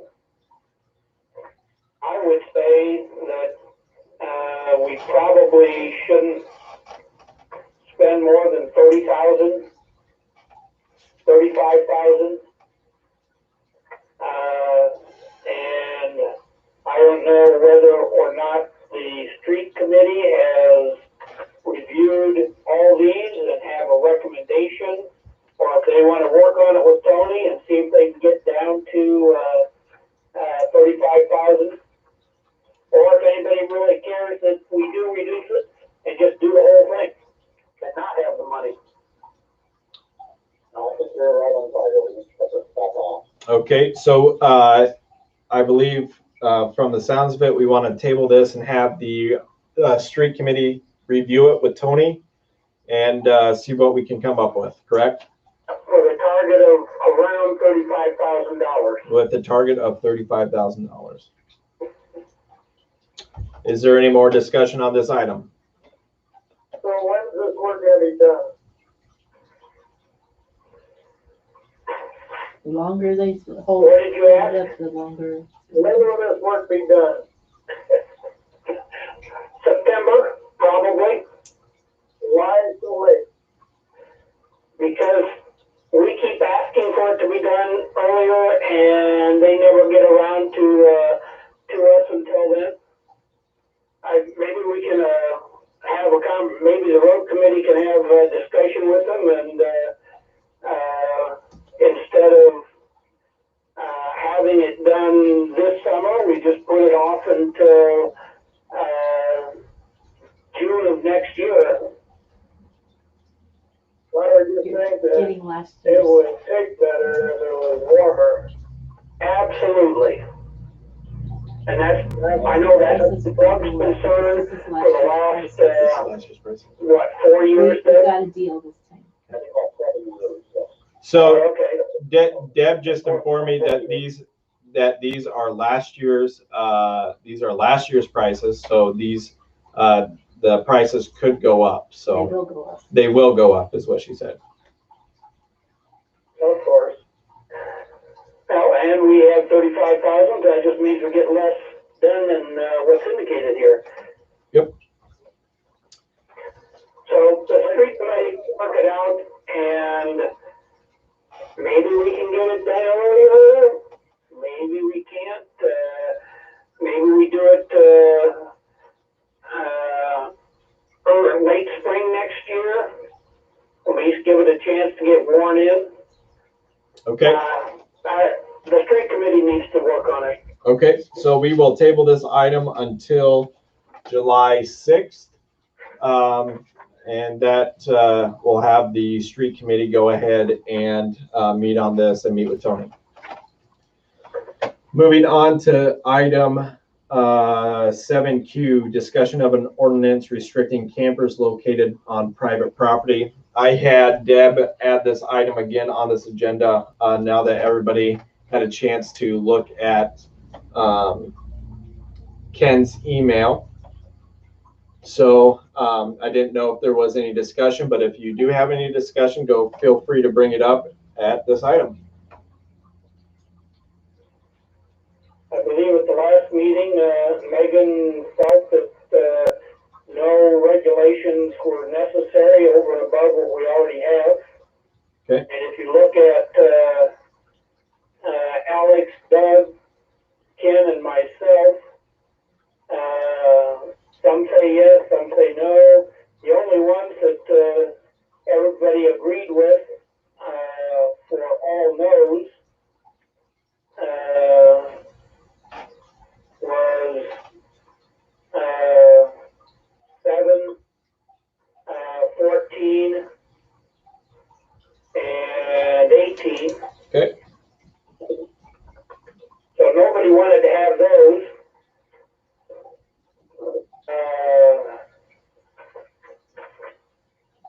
But if we don't have at least a super majority of the council in favor of doing something, then we probably shouldn't do it. Okay.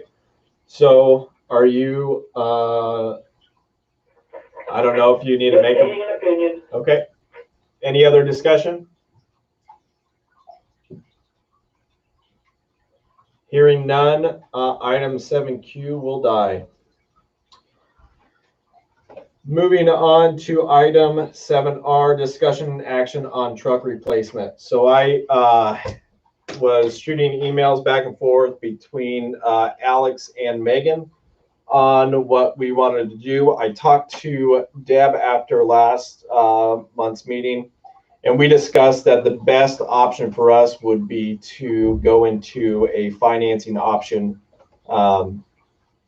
rather than pull those funds out.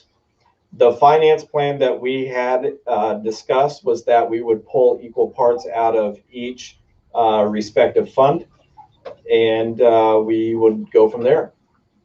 Is there any discussion on that? So general road use, water and sewer, Correct. and 1/4 each. Correct. And do we have the cash? We said, that's why we said we would finance it, because we didn't want to go too low in the cash reserves in each one of those funds. Okay, and we're going to finance by going through the dealer or through the local bank? How do you feel as council would be best for the city to go? I would say ask both and see who's going to give you the lower interest rate. Perfect. Yeah. Perfect. So with this discussion, there's also an action item on there do we want to, does someone want to make a motion to approve purchasing a new truck through a finance option with the lowest bidder, whether it be the dealer or the bank? And are we looking at a 4-year or a 5-year loan? What's reasonable on a new truck like that? That is something that you probably want to wait to see what the dealership comes back with and what the bank comes back with, because you're going to have different interest rates between whatever you pick. And so then just look at them both and see what the least expensive might not be the lowest interest rate, Correct. depending upon the repayment plan. Correct. So just look at the total repayment and see which is costing the city less. Yep. Okay. What was the total dollar amount? I do not have that on me. Let me see if I can't find it here. We will get that brought back once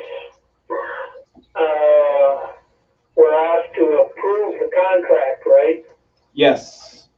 Okay, so it's on fourth now. Just a second. Yeah, I would say that all we're doing is right now is agreeing that we're going to finance, we're going to get competitive proposals to finance, and Megan, Alex, and the mayor will bring us back a recommendation to adopt with a price and cost at the next meeting. Correct. Okay, so what I know about this truck is that he's going to have to order it. And if we don't hurry up and agree to something, I don't know if it'll have us to move stone. Are you saying it's going to take that long, Ken, for a truck to come in? I don't know how long it takes to order a truck, to get it in. I used to say they build them every day, but I don't think they've been doing that lately. For sure. I don't know how long it takes, but we've already talked about this, for so long, a couple of months now, 2 or 3 months at least. I think we need to just make a discussion. I thought there was a price out there. Yeah, that was on one of our old agendas. I would say if you want a quick turnaround process, you could always go through the dealer. That's going to be much faster than going through a bank. It's going to take you a little bit longer that way than it would through the dealer. Then you have to worry about what financing plan you want to do.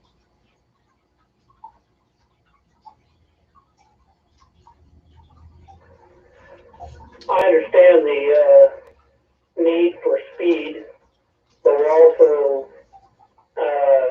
spending my money along with everybody else in town's money and not getting competitive proposals. I think would be looked on unfavorably. Okay. So we know what the price, apparently we know what the price of the truck is with the blade, the dump bed, and everything like that. The only thing we're asking is maybe the people we're gonna look into the financing to make that decision of, is the final payment cost gonna be what the highest amount of percentage that the people are gonna pay? I think we can trust them on giving us the best money, best option for our money. So what you're saying, Ken, is that have them come back to us with what their best proposal is, and the committee that has been in charge of this just decide which is the best for the city. Yeah, so we already know, and we should already know what the truck costs. The only thing we don't know is how much that last payment's gonna cost for interest. Okay. to be able to say, so I'm saying, buy the truck, have the committee finance it, what's the best thing? Well, since there are two council people on the committee along with the mayor, I would have no problem with, saying that we proceed, with the mayor being authorized to sign the purchase agreement and reporting back to the council, the results of the committee's work at the next meeting. It needs to be a public record that we looked at more than one option and we picked the least expensive. Okay. Perfect. Any other, That was the motion. okay, so the motion is to approve the bidding of truck replacement via either the bank or through the dealer, and decide which is the best option and present that option to the council on our July 6th meeting. Did I get that all correct? Yes. Okay, is there a second out there? I'll second that. Second by Ken. Megan? Yeah. Ken? Yeah. Doug? Yeah. Steve? Yes. All right. Item 7 R passes. Item 7S, action and discussion of condemnation on 609 Main Street. I had Deb add this. I have been getting several complaints about 609 Main Street. If you guys don't recall what this house is, it's the house that is north of 5th Street that is down to the sticks and has, I believe it's chicken wire all around it.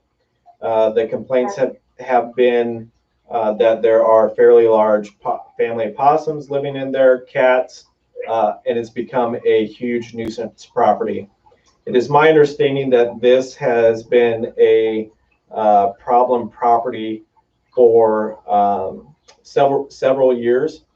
We have given the property owner a year to fix everything up, and it sounds like the only thing that has happened is that chicken wire has gone up. Correct me if I'm wrong, anybody, and I'll leave this open for discussion. Have all building permits expired? He's never paid for anything, He's never paid for any building permits. but So they are expired. Correct. before we go into any more discussion, So Hold what on. we're asking is. Hold on just a second, turn it Steve. over to the attorney, to pursue, action as a, what's it called, Deb,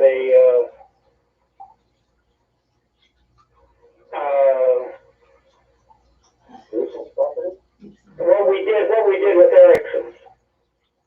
yeah, Yeah. Well, Deb's got something to say quick. this property is being sold Speak up, Deb. This property evidently is being sold to Ryan Robertson. to Ryan Robertson. He's gonna build right now, he plans on building a ranch house. He plans on building a ranch house, This all just came over the weekend. and it all came out over the weekend. So we're just getting new breaking news here. There's a process that we follow where, like we did for Erickson, where we send out a notice that the property is a nuisance or it's dilapidated or something like that. And then we turn it over to the attorney who files paperwork and does a process, and eventually we end up with it. Okay, so here is my I think the first step in that is the city sending out an official letter. okay.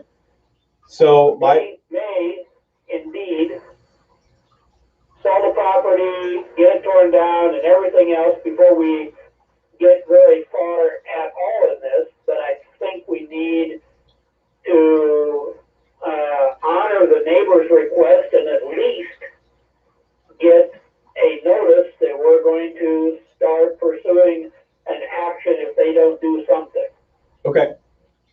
would agree with that as well. Then what is that process called? Do you remember? I have to go. She has to go look, she would have to go look at that process. Okay. Well, I think step one, whatever it is, we need to do, because there's 3 or 4 steps in it, and at least we can get it started, and maybe it'll, convince everybody to actually do something. Yep. So what I'm hearing is a motion from Steve to start a letter of engagement to start the condemnation process on that house, with hopes that we get everything taken care of before lawyers can get involved. Is that correct, Steve? Yes, essentially. Okay. So motion by Steve. Is there a second?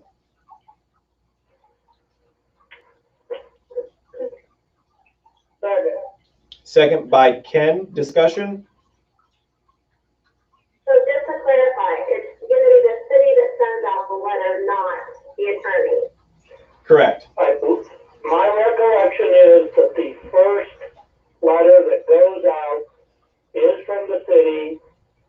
It quotes a specific chapter of the code that says we can take the property under this action, and that we will be turning it over to the attorney within a certain number of days if the problem is not resolved. Okay. Is that your recollection, Deb? Yeah. Yes. Any other discussion? Sounds like we're ready for a vote, so I will start with Megan. Yes. Doug?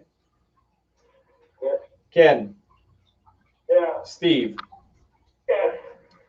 All right, the letter will be sent. All right, so we will go to item 8A, COVID-19. This is, we touched on it a little bit before.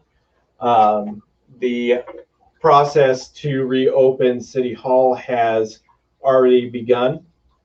What we're going to do, we'll move Dee's desk over to right behind me where I'm at now in the corner of the City Hall. And then we will look at putting a swinging gate in front of City Hall as well. And we will try to get that done by July 1 to reopen everything. Playgrounds were open today, and all public parks are also open here in Maxwell. Any discussion from the council in regard to COVID-19? I've talked to the rodeo at Shannon, and he says that the rodeo will probably take place. So we are going to be putting out information that Old Settlers is scheduled to take place. However, we don't know at this time whether there's going to be any distancing requirements or mask requirements. I know that the farmers market is abysmal in using a mask. So even if there are requirements, apparently nobody does it. Correct. Any other discussion for item 8A regarding COVID? Hearing none, we'll move on to item 8B, complaints. You guys have several complaints in front of you regarding a loose dog on the loose.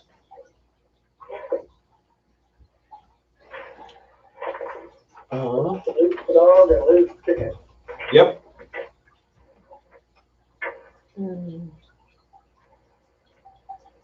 First, the one from Connie. Yep.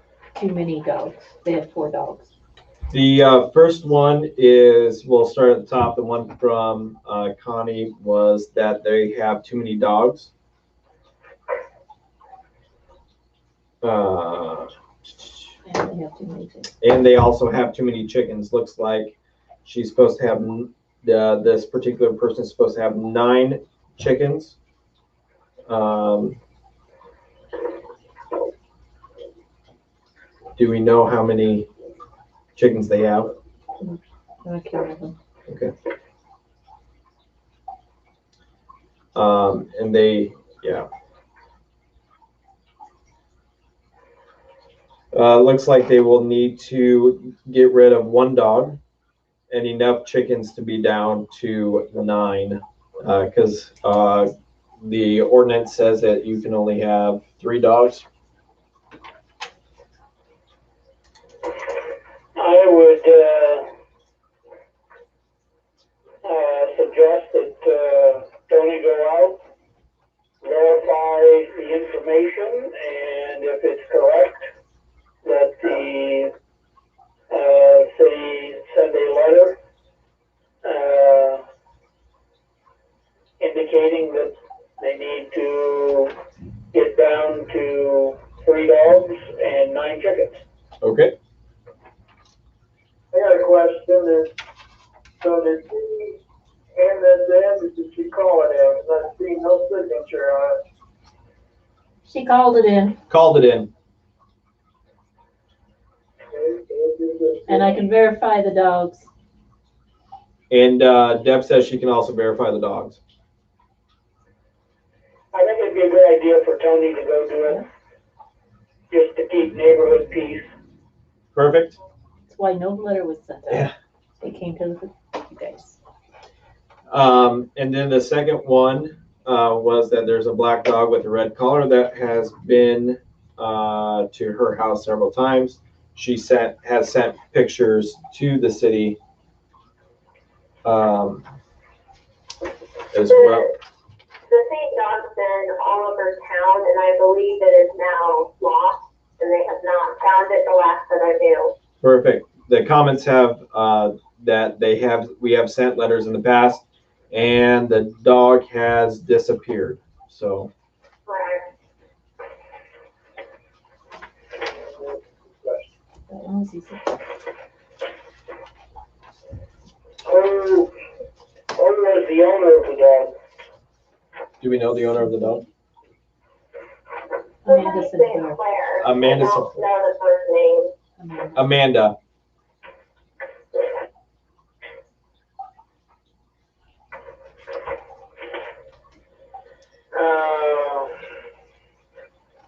So we communicate back to the complainant that the dog is no longer in town. Just like she already knows, those dogs are disappeared. Well, that's a comment, and I don't know if that That's my comment comment. It's was, that would be Deb's comment. And I just found that out. And she just found that out. So we will reach back out to Mrs. DeGroot to notify her that the dog is nowhere to be found at this point.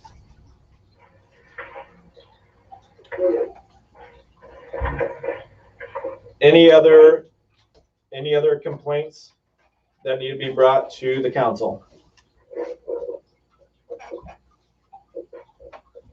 I have one that I didn't get into you guys, but I had a person at 415 Baldwin who has a complaint about the neighbor at 408 Baldwin not mowing the entire yard.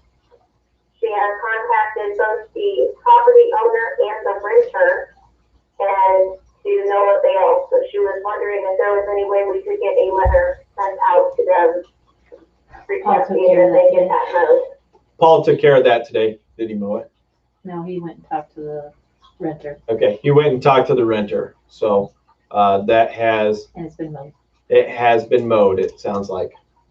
Okay, perfect. Cool. Any other complaints? All right, moving on to council reports. Steve, we will start with you today. Nothing. Nothing. Alex is not here, so we'll move to Megan. I don't have anything. Nothing. Doug. Concerned about our water problems in town and what our building size. I did send a comment to the council members. Just that we or the planning and zoning committee maybe need to revisit and decide. I think the definition of impervious is what's kind of nebulous and in contention. So that was the only thing, and I think it may happen here over just to let that take care of itself. Okay. So, are you asking that planning and zoning have a meeting this month and have that as a discussion item? I think it would be beneficial if they would. I did look at some neighboring language, and what we're considering impervious is not what Nevada, for example, is considering impervious, and it does impact the runoff that we have, the calculations for building sizes. So it would be good if they would weigh in on it. I know we are to write the ordinances and they are to enforce them, but a definition of that might clarify some of the numbers and the calculations in the future. Well, Deb, would you contact the chair and see if they'd like to have a work session Not my department. this month and invite me and Doug, since he has the concern, me because it's my committee. No, not my department. Deb says that's not her department.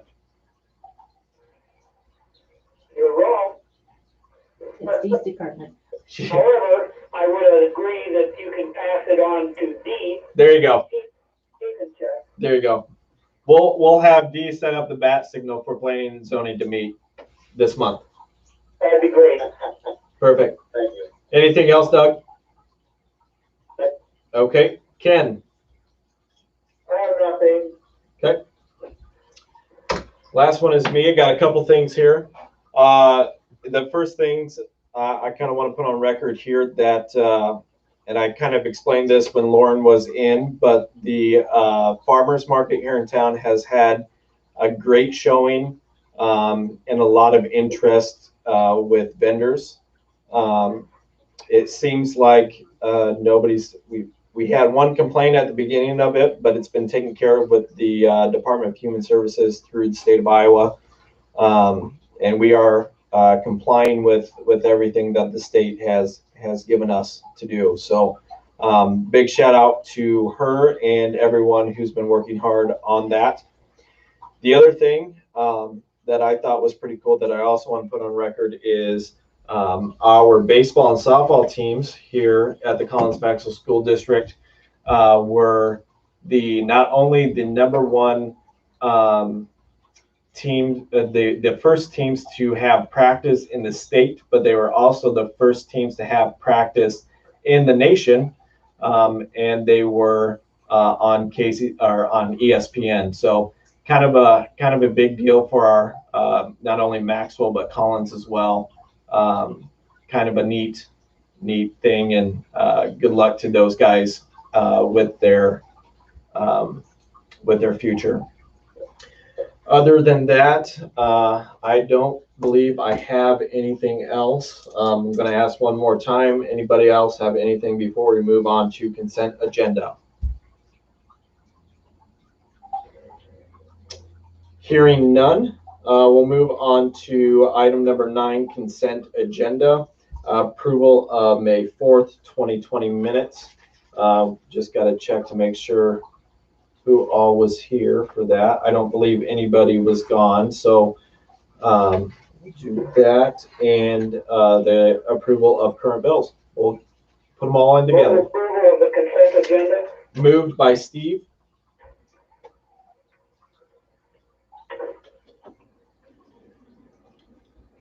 second by Doug. Ken?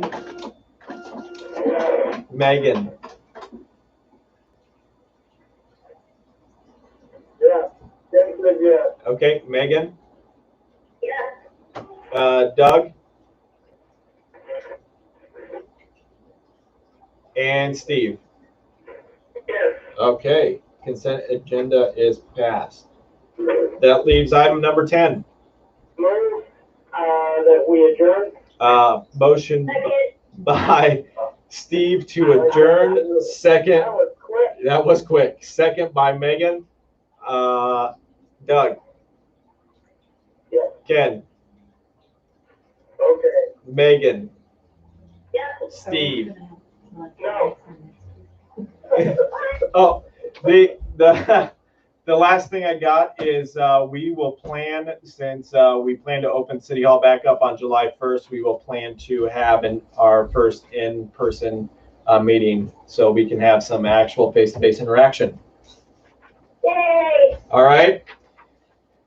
I think the phone teleconferences work well, and the publication of the number it was adequate, even though we didn't have a lot of public show up. So I think we did a good job. Yes, great job, everyone.